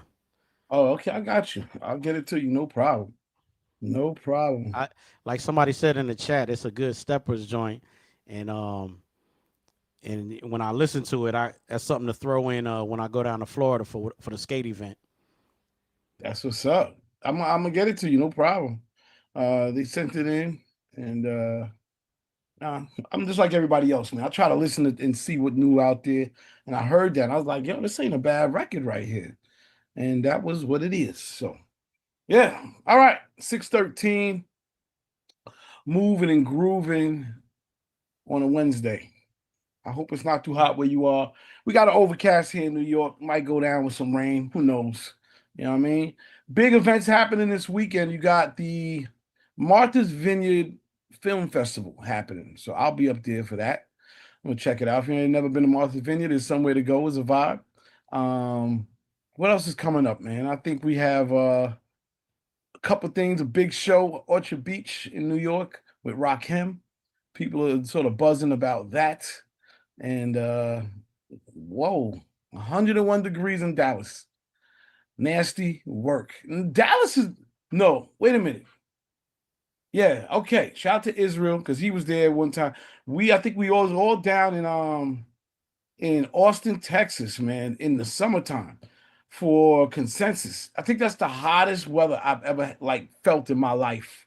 I think it was 100 and change, like scorching hot. 100 degrees, 100 in South Carolina Sunday. Texas. That was South by Southwest, I think. No, it was. I know it was Consensus. Oh, okay. I'll never forget hanging out with what you call it from Wu-Tang as we held hands in a circle and prayed over Bitcoin. So it was totally. Well, we've been in Austin before. We was Austin too, when it was South by Southwest. Yes, we did. Of course. Yeah, that was more recent. Okay. I'm talking about maybe like 5 years ago, 4 or 5 years ago. Okay. Everybody was praying over crypto and all of this stuff at a table. So it is what it is, but it's all good. So well, look at those prayers work, man. We at 125, man. Look at the power of prayer. It's all moving and grooving, man. So shout out to anybody who's in the crypto space. One thing Swerve brought up, I think Swerve said this earlier this week, that there will be a hard ban on DJs playing music on social media. On TikTok. Okay, let's talk about it. Is this real or is this just a rumor? From the messages I've seen on many of the DJ blogs, I think right now it's TikTok. Okay, DJ Dab said he thinks it's a rumor. Well, I'm a TikTok DJ, and my whole crew of DJs, panicked for like a day and a half going into last week, and it should have taken effect on the 25th, and it didn't. So that's what I saw. Just a rumor. But at this point, we're still keeping an eye on it. But like I'm saying is, they said there was a hard date of the 25th, and it didn't happen. Yeah, I think that you're shooting. Social media is supposed to be social, right? And one of the things that sort of bothers me is the fact that you have a constant threat of stopping creativity through technology. It's cool on one hand if you have AI being able to do things. However, I don't think it's cool if I'm not able to broadcast my talent and spread a good vibe because you want to control everything. Look, the more you play, the more promotion we give to artists, and there's so many ways to skin that cat or make money. You can't get it all, bro. The culture, the tech, it can sometimes not work. You got to be able to also let the culture live on the technology. Bionic, go ahead. So you always got to keep in mind, and I'm on your side with this, but you got to keep in mind the broad spectrum, that there's a series on Netflix called Trainwreck, right? Okay. And the episode I just watched was the documentary about those folk running up on Area 51. Remember when that happened? When all them folk was talking about running up on Area 51. Yep. And there's a portion of that documentary where they're talking about there's a small town with a population of about 60 people. And this guy is planning on having 3 million people descend on this city with a population of 60. And how certain things aren't thought about. You're not thinking about the livelihoods of the people that live in this space. You're not thinking about, even when it went to the commissioner and trying to get the permits. And it was like, all you got to do is deny it. And the guy said, I'm looking out for my city. These people or my town, these people are coming anyway. So I can deny them and they tear the damn town up, or I can approve it. And we try to keep this thing under wraps. And I just have all the people here mad at me. In other words, you can't play both sides of the fence. You know what I'm saying? And yes, it's supposed to be social, but the DJs flexing their talent. Unfortunately, their talent is based off of other people's works. And these people need to be able to co-sign, or, you know what I'm saying? They want to be able to profit off of their works. And of course, I understand the whole, hey, we're exposing a song and this, that, and the third, but that's no different than somebody telling the DJ, hey, play my event for free and you can gain exposure. But no, it's the same baseline premise. But the thing is there's nothing wrong with playing for exposure if you want to. But if it's against your will, then it's a little bit different. And that's why these people, like certain labels, are coming after TikTok or these social media platforms, because they don't have anything in place to make sure that these artists are getting paid. They're already getting ripped off on the streaming platforms. You know what I'm saying? So now it's like, oh, well, play the shit for free over here too. I'm gonna hold my retort, even though I hear what you're saying. DJ Endzone, real quick, DJ Dab, and then we're gonna bring our next guest on. Yeah, I heard about the whole TikTok thing too, which I don't really go live on TikTok that much. I do it like once in a blue moon. The only time I'm on TikTok is if I'm posting about gigs I did or the GTA mixes I'll be doing. You can see the background. I'm mainly on Twitch, and a lot of people have been saying it's best to go on Twitch because Twitch have a DJ program. That's what I'm part of. They won't get us for copyrighted music, but you can't watch my VODs afterwards. You can't clip my videos. So in order to watch me mix on Twitch, you have to actually be there. Now it's on screen recorder. That's like another way to get around it. But they did set up a DJ program on Twitch where they won't get you for copyright. And you just can't, no one can see your lives afterwards. That's the only downside about it. And a lot of DJs, they didn't want to do Twitch because I think because they don't really know much about Twitch. I know a little bit about Twitch. I was on Twitch since 2017, not DJing, but watching gamers. At first, Twitch was like a gaming platform. Then they turned it to music in real life because Casanet, he does the real life stuff on Twitch. I just do music. I even play the drums on Twitch too. So that's where I'm at with it. TikTok, like I said, I just be posting my GTA mixes and all that. I don't really go live on. I actually went live the same day they said it was supposed to be banned and nothing happened to me. But that's my take on it. Fair enough. Fair enough. Shout out to Twitch. I like Twitch also. Dab, go ahead real quick. Yeah, real quick. Being that I am a social media DJ and I've been enjoying that for a good 6-7 months now, I've kind of learned the market of it. You know what I mean? And there are several other apps that are similar to what Twitch does, where you can't clip my show. You can't even save it or review it later. So they're creating that lane for DJs to kind of continue making money, like as if you were gigging live at a place, and those people that would pay you to, be at their venue, they're not paying the artist to be there. You know what I mean? So that's kind of my retort to what Bionic was saying, is that even when you're DJing on TikTok, you're there for a community of people. You're DJing for them live, and you're kind of giving them that same vibe you give them if they were in a studio with you live. So there's kind of that gray area where if they want to work out some kind of deal at TikTok or something like that to, do some kind of percentage shaving for artists, I could understand that. I really could. But I don't think they should do what YouTube is doing and just block out my stream when I play a copywritten song. That's all I gotta say. And my retort to all of that is that it comes down to money. And there are other ways to run advertising and other things to make sure everybody gets their money. It's just not being focused on. And I think I'm just waiting for the next technology company to say, you know what, we'll do it so we could all just bounce. Because that's what the culture, we don't really care. We just want to listen to dope shit. So, all right. I'm sorry. Dad, hold on. But Dad, remember, when you playing at a live venue, technically speaking, those venues are supposed to be paying ASCAP and BMI license. Okay. So that way, that money could come right out of advertising to me. No, I mean, I'm not, listen, I'm on, like I said, I'm on y'all's side. I'm just stating why TikTok is trying to fight against this whole thing. I mean, keep in mind too, TikTok wasn't even an American company. That's so, what, yeah. So, you know, the whole thing about them supposed to be switching over to the American side of things, I think might have something to do with that music stance of things too. But, you know, it is what it is. Somebody will figure it out.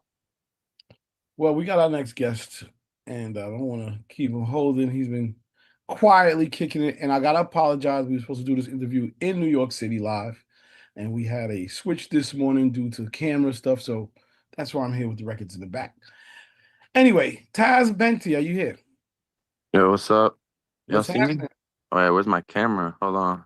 You got one of them new phones. You got one of the Huawei Yeah. phones. Oh, Let damn. me hold some money, man. I only need a couple dollars. Oh, damn. What's up? Hi. What's happening, man? How you feeling? I'm good. I'm in New York, so it's cool. Yeah, yeah. So where you from originally? Canada, Ottawa. Shout out to Canada, man. Yeah. Pick up Canada the house. Big up. Nothing for love up there, man. Shout out to Ottawa. Shout out to Edmonton. Got to big up Ontario. Yeah. You know what I mean? So Yeah, I'm really just out here promoting my debut album 1111 and showcasing the songs, right? So shout out Half as well for putting me on. How's your trip been so far? Oh, amazing. Yeah? Yeah, pardon me, I just burped. I just did On the Radar, and then me and Hef walked into Universal today, which was really cool, and Republic Records. So he's taking me around. It's really cool. So yeah, I'm excited. Well, welcome to New York. Is part of your goal to have a label, or not a label, but to be signed to a label, or do you prefer? I mean, it's a possibility. Yeah, it's a possibility in mind, but I would like to have my own thing as long with that. Maybe a publishing deal. We'll see. I like the confidence. I appreciate it. Yeah, no problem. The money's gonna come, so no big deal. No, we'll see. No, that's what's up. That's what's up. All right, so tell everybody about you. What's your origin story? How'd you get to music? Why'd you fall in love with it? How'd it go down? Honestly, I've been like listening to music ever since a kid, and I would always sing. I mean, it sounds so cliche, but like really, I just fell in love with music, and like it's been a part of my life since I was a kid. And I ended up wanting to be a sound engineer. But then at that time I was already freestyling with my friend, having fun with music. And then I was like, I just picked up the mic and took it serious and started writing songs. Like I'm a melody writer at the end of the day. I make feel good music. And yeah, that's who I am. As our producers just hit us, they need you to turn your phone to landscape mode because they want the shot to look bingo. That's Got you. My fault. Very easy. That was my bad. I should have said something earlier. Oh no, that's all good. It's all good. So yeah, so you're talking about being a vibe writer and everything. Man, I just lost my train of thought. Anyway, we'll start all over. It's all good. So you were talking about being a vibe writer and everything. Talk to us about this new project that you got. What should we expect? My new project is really just a mix of emotions in a sense where I was showcasing very like different my versatility, to be honest, like how I can if you listen to my project afterwards you can kind of figure it out. I have a variety of different songs on there. I mainly went for the rap kind of trap sound still, but I also have some softer songs on there which are really, really cool to me. So Dope. All right, well, let's get into the first one. Before I play it, this is a Cheap Date We're playing Cheap Date. Why not? Let's play a couple of records. Why we got to just All right, jump? let's do it. What are we doing here? You came for an experience. Yes. So everybody can get to know who you are and figure out that side of it. So we're gonna play that. I appreciate you. Anything you want to say before we get to it? Nah, not really. I mean, it was a freestyle, so I appreciate everybody's time.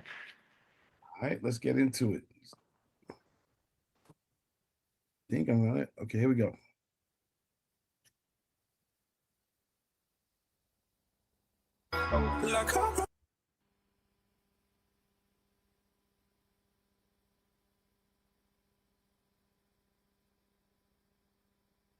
Oh, there we go. We back. Live and direct. All right. We are back. What y'all was drinking in the video, man? Y'all look young, man. What's going on? I don't even remember what I was drinking there. I think it was some tequila. Oh, I know what it is. It's a brand out there that I know some guy that started up a vodka and tequila brand, and he gave us bottles for the video. So I was like, yeah, I'll put them in. Nice. How'd it taste? It was good. It was really good. Okay, let me find out. Yeah. So, dang, man, you cats are coming out of Canada with mad good vibes and music. What's going on? Of course. All right, so like let's talk inspirations and people sort of that you looked up to or inspired you, your sound. Who were you like? Who would you say inspired you? I mean, oh yeah, before I say this, the drinking age in Canada is 19. Just so everybody knows. I just bust balls, man. I'm not the feds. Yeah, no, I know. I'm just letting you know. But I got a lot of influences. I would say growing up, my dad used to play a lot of like rap, I guess, in the car when I was a kid. So I had like a couple influences like that. I think one of them was like Eminem. But recently when I branched off myself and listened to music, I would listen to a lot of A Boogie. I'm sure some of y'all familiar. And obviously from Canada, so Drake is a big like business influence for me in this industry. But I can name off a lot of people. So yeah, I got a lot of influences. Hey, that's good. No problem. I get it. Shout out to Drake, obviously. Yeah. You know what I mean? A Boogie with the hoodie. Shout out to him also. All right, yeah, you got some catchies, some fire emojis. Shout out to Naomi G. Flavor from Mr. Sterling. Tivani gave you some fire emojis as well. Appreciate it. That's good. That's good stuff, man. So yeah, let's talk about what else do you do besides making music? So when you're living your regular life besides music, what else are you sort of inspired by? I mean, I work at a restaurant, and yeah, I play sports. I play football with my friends. All right. What else do I do? Boxing. Yeah, I mean, cars. I used to box, not no more, but I used to. But yeah, I do a lot of things. But I really just be in the studio, to be honest, like a lot. That's dope, man. Yeah, so my best friend. My best friend is my engineer, and I just got him a position at the studio I record at. So I'm always there. So Yo, any collabs with any other artists from Canada or your area or yeah, I have a song out on my page with TV Gucci. He's under OVO. Okay. So I have a song with him. Yeah, but other than that, just like people from my city, that's it. Dope. All right, so let's get into this other song, Animal Fries. Yeah. It's a wild name for a record. Yeah. I told you, feel good. What's the inspiration behind it though? Inspiration, to be honest with you. Why'd you make it? For fun. I was in Florida. Me and my engineer, like I said, we were in the kitchen, and it was like I think like 12, like PM. So it was like we just got up really, and we just started recording, and the song was.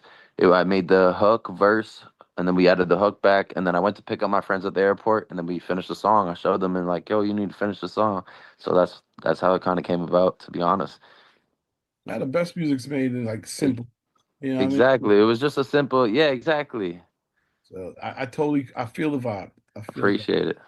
All right, let's pull it up. Let's play this joint right here.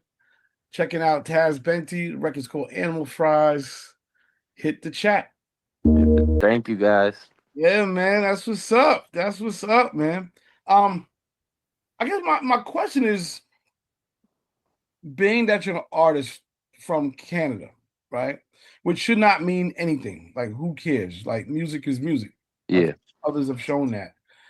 Do you find it more challenging to get support? Oh, most definitely.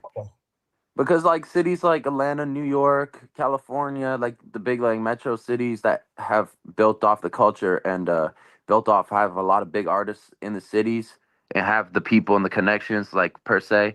The city I'm from doesn't really have that person for the like we don't have a Future, we don't have a Lil Baby, we don't have a Jay-Z, we don't have, you know what I mean? We don't have people like that in where I'm from right now. But like Toronto per se is a good. We have The Weeknd and Drake, so that is how Toronto became Toronto in that sense, and how bigger artists have came out of Toronto. So it is definitely difficult for me being out of Ottawa. So that's the goal. We got to blow you up like Drake. Yeah, but even them, they all moved to the States for a little bit, and you know what I mean. So I mean, I'm still young. I'm learning everything. So that's kind of where I'm at, and I appreciate you guys. It wouldn't be possible without all you DJs and everybody. It would never be possible. So I appreciate you guys, and I respect you guys a lot.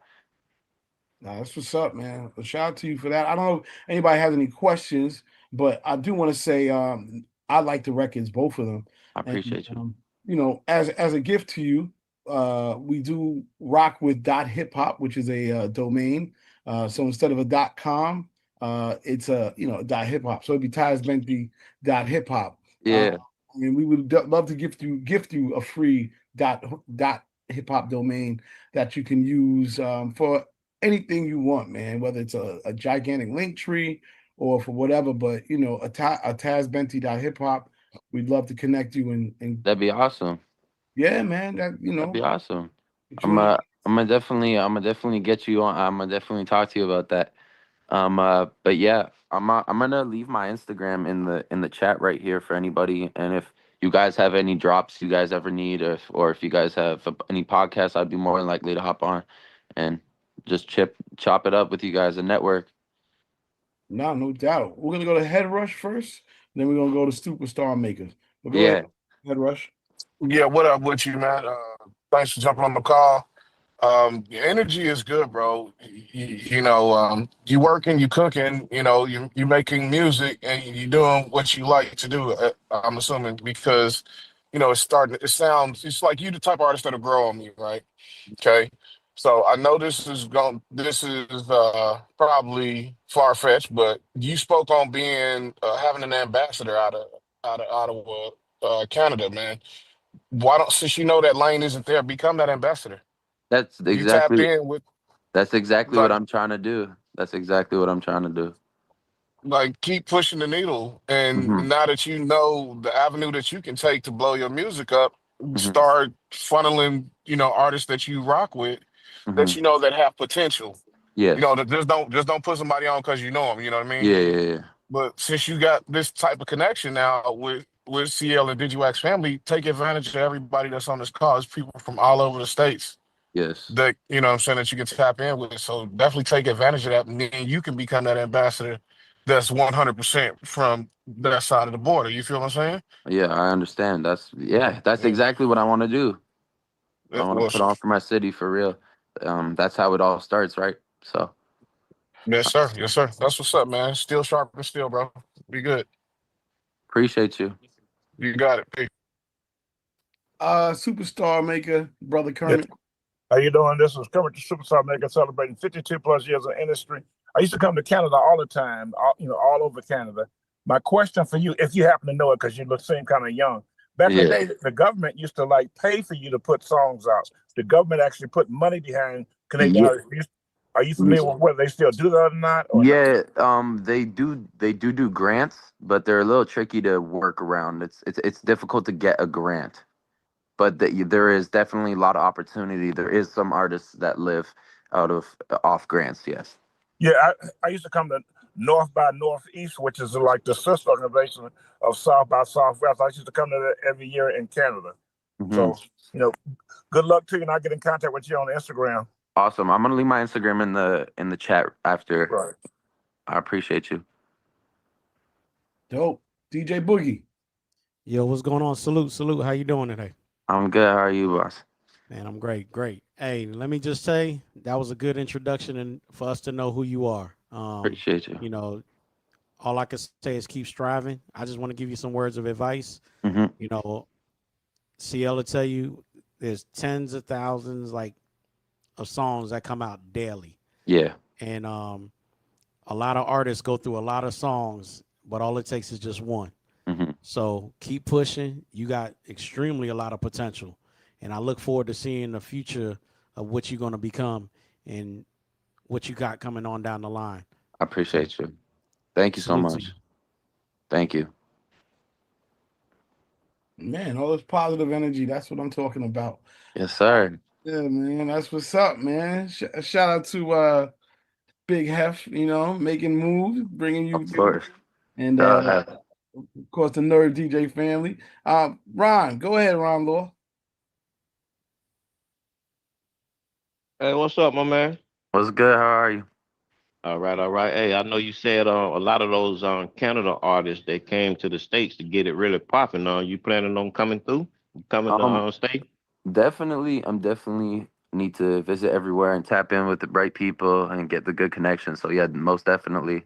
Yeah, I was in Florida for a bit, and I was with DJ Holiday in Atlanta, and he was showing me around, and Hef has also been showing me around. So like just meeting, even being in this call is just like it's a good like introduction to meeting everybody. And yeah, I just want to be put in the right position. But you on the right call, I tell you that one. I appreciate you. Yes, Thanks, sir. brother Hef. Hey, you be easy. Yes, sir. What's up, man? This is good energy. This is how we do it. Yes, sir. I guess the last couple of questions is how long are you planning on staying in the US for? And are you going to be hitting any other cities while on this trip? Oh, I'm going home tomorrow. I fly out back home tomorrow. And then I definitely need to start working things out and tapping in with the right people. But yeah, I have I'm going to Niagara Falls actually to perform. I'm opening up for Mercules and Murder Beats. And then I'm going to Arkansas with DJ Holiday to open up for Waka Flocka. So I'm very excited for both of those. That's dope. Good Yeah. stuff. Good stuff. So I'm really excited. Yeah, I'm sort of, next week we have our content carnival and New Media Wednesdays in New York. And I got to apologize because we wanted you to come through there. Oh, it's all good, bro. It's a content, we call it just a content carnival. Yeah. These people but we do it around music, and I think your music will really resonate. So I hope you come back. Oh, most definitely. I'll definitely be back in New York. Yeah, man. You and Hef could come through there and see what that's all about. And just create a bunch of content with some dope creators and stuff. For those who need to get in contact with you, I don't know if you left your. I'm gonna do that right now. Okay. Yeah. But put your IG in there when you get a chance. And is there anything else you want to tell everybody before we let you go and do your thing and go, tear up the Big Apple? I mean, I had said, well, I gave you every DJ props, right? So that was my biggest thing to tell you guys because, to be honest, I'm gonna say it again. Like a lot of artists wouldn't be getting played, and a lot of people wouldn't be in positions if you guys weren't there for them, right? And a lot of artists would never be heard. So I appreciate you guys, and I'm sure a lot of people do. No, absolutely, man. Well, listen, we appreciate you pulling up, man. His IG is Taz Benti on Instagram. If you need to reach out to him for drops or any of that stuff, I can connect you with Big Hef. So Hef, do you want to say something before we let you go? Yeah, Hef. I just want to say I appreciate you guys. This is Taz's first trip to New York. He's one of my priority artists, so you'll be seeing and hearing a lot from him. But if you want drops or interviews for your radio shows or podcasts, please just hit me up. I'm gonna leave my email, and then we'll get it scheduled, and then we'll come back in probably a month and come back and do the media carnival with Big CL for sure. Oh shoot, they coming to the joint. That's what's Yeah. Nah, man. Shout out to Ottawa, man. Shout out to international love, music, all of that stuff. You know, it is what it is, man. We here to help each other just grow and be better and be the best. And good luck with everything, man. And we'll get the DJ. I think we got the DJ packs from Hef for both records. So thank you. We already got what we sort of need, and we'll just help to push the whole story. I appreciate you. All right, my brother. Well, yo, you take care, and we'll talk soon. All right. Awesome. Thank you so much. No doubt. Take care. Peace. Before that was Graph Up the Rhymes. There's just so much new music, man. There's a lot, man. You got that last song, see, is a reason why sometimes you need a jerk in your crew to tell you, nigga, no. Like, for real, like, all artists need to take notes from this. You need to have a jerk in your crew that's willing to tell you that you wrong. Like, for real, somebody got to be the jerk, man. Bro, no, you took a perfectly good song, had somebody flip it, and put dang on drill music on top of it, and then you tore it up, just destroyed it. Like, you did not do that sample or that flip any service. Oh shit. You caught a slug. I'm sorry. You got to have somebody in the crew to tell you, nigga, no. Just like that, nigga, no. Oh my God. You know, that's why I love it here. That's why I love it here. Honesty runs. How's everybody doing, man? Good? We still making it? Okay. I think we're gonna end this soon anyway. I'm gonna end on the last record that Quantum sent in.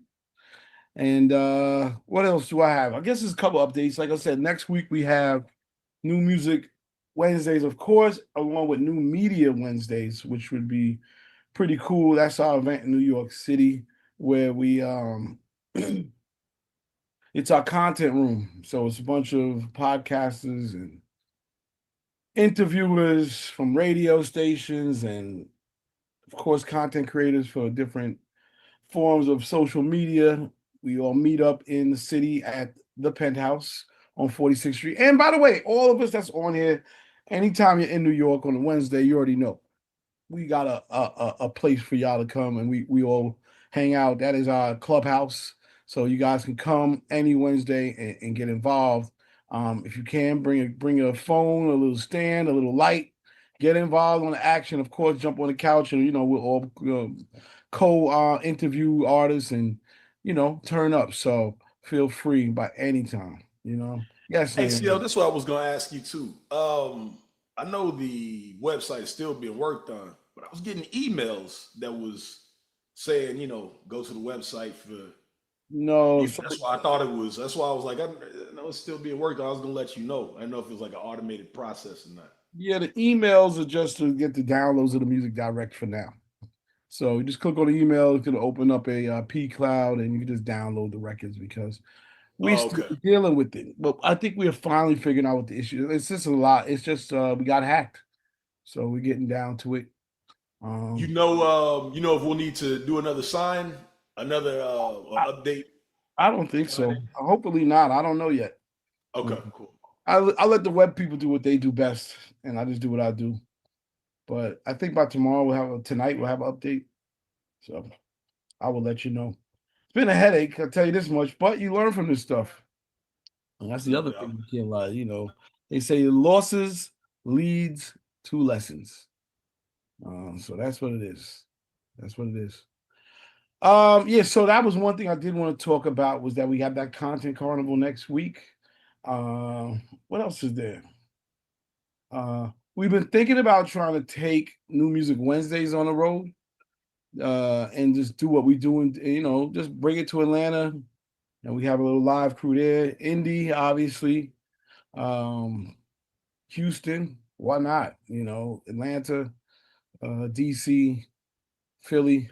So if anybody has thoughts on that, we can talk about it on the side. We do have a chat that we all talk on. So feel free. If anybody wants to be in that chat room, you're more than welcome.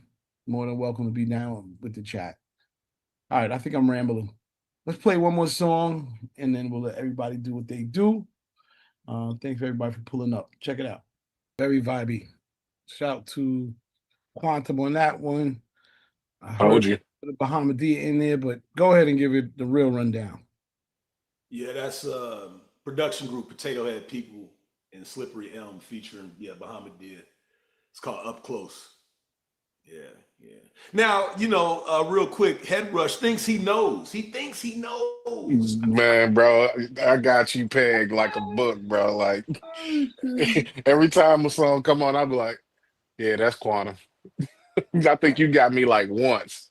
That was like a couple weeks ago. And see, I played too earlier, the Hit Boy and the Corrupt. See, people didn't even realize, you never know. Well, but yeah, check that out though. Potato Head People, they pretty dope though, man. They some good musicians, man. Yeah, that was good. That was vibey, man. We gotta so I know the show is on Pacifica Radio. However, where your shows sort of reran at, so we could tap in. Everywhere except for Spotify.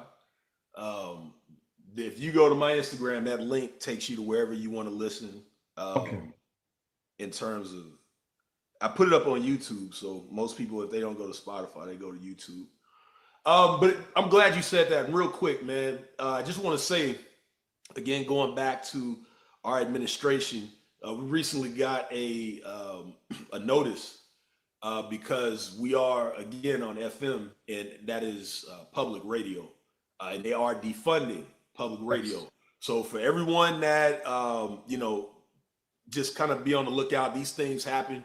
I'm being affected on both ends. Obviously, the job could be public funding for community radio.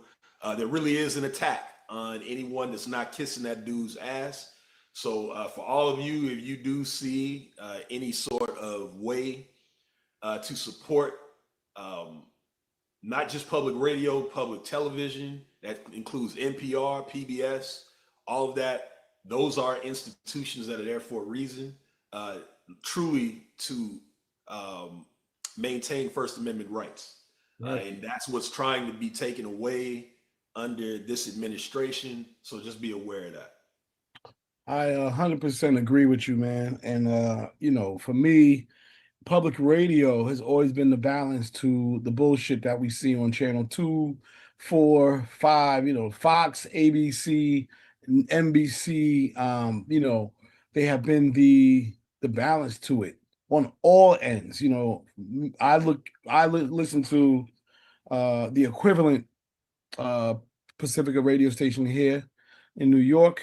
I do donate, but also beyond that, Democracy Now!, which is a great platform, and so many others. So you can get a scoop, because I'm gonna tell you, if you don't have these, you're subjecting yourself to complete brainwashing, and you have to be able to listen to all sides, and you'll know the truth when you hear it anyway. But you got to save yourself from being brainwashed. Yes, Tiny Desk is on NPR. And at the end of the day, all these attempts, what they're doing is just fueling the people to get to fight back. Shit ain't really working, man. At the end of the day, what's going to happen? People will fight through for 3 years. You'll struggle, but you're not going to die. You'll be stronger than anything. So, it's futile attempts to try to silence people from saying free Palestine, or for saying, I'm against deportations, or saying whatever you feel. So freedom of speech, let it run, let it live. It's a freedom, and don't let people try to sell you out of your own freedom. Yeah, that's it. I'm done. I'm not on the soapbox today. I'm just keeping it real. It's all good. Yeah. All right. Well, it's been a blessing and a great day. Thank you everybody for pulling up.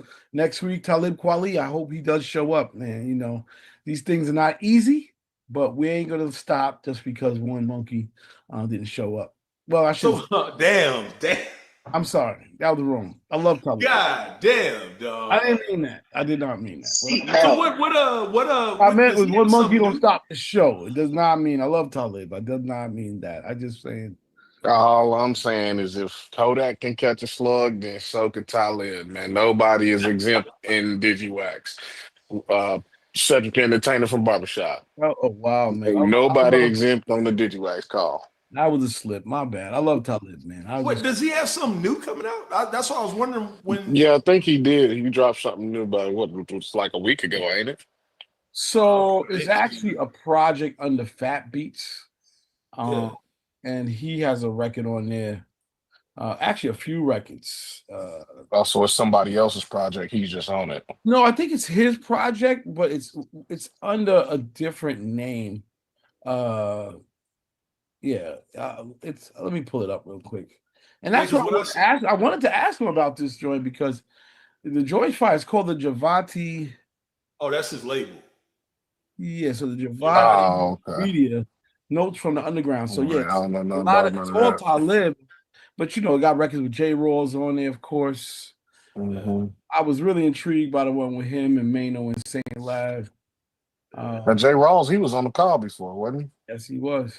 Yeah. Yeah, that was the project that they did last year, but that came out distributed through Fat Beats too. But yeah, when I saw that he was gonna be on the call, I was like, I ain't seen nothing come through, about anything new. So that's why I was listen. When's the last time you got a Talib quality record in your inbox? Besides what you sent it out. Well, I mean, I knew about the J. Rawls last year, but yeah, I don't. Usually, I will at least know about something new. That's why I was like, is he on like a movie or some shit? But like you said, we'll find out next week. See what's going on. Well, while y'all checking out that, go check out Chris Brown. Him and Bryson Tiller dropped a new bang. It's called It Depends. That joint is hit. That joint is fire. Well, you got a record. You got to check it out for sure. Shout out to Talib, my brother. I think I'm just tired. Hey, any word on Alex Isley? Huh? Any word on Alex Isley? On who? Alex Isley. No. So I did talk to Warner about it, and I'll be completely honest. The VP there said everybody else he's down with. Only problem with Alex, why is that she's just not good at media at all. Like, no, she's really like we can't even put her out there because she just. But I think we'd be able to do it. I just think that he's just covering himself for whatever reason. I'll try again. I don't understood. care. I understand that. I'll try again. All right. Yes, sir. Well, everybody, thanks again. Thanks for pulling up. God bless y'all. Stay safe. Stay hydrated. Slow down. And God bless y'all. Yes, yep. Peace. Peace. Thanks for having us. All right. See you. Later. Recording stopped.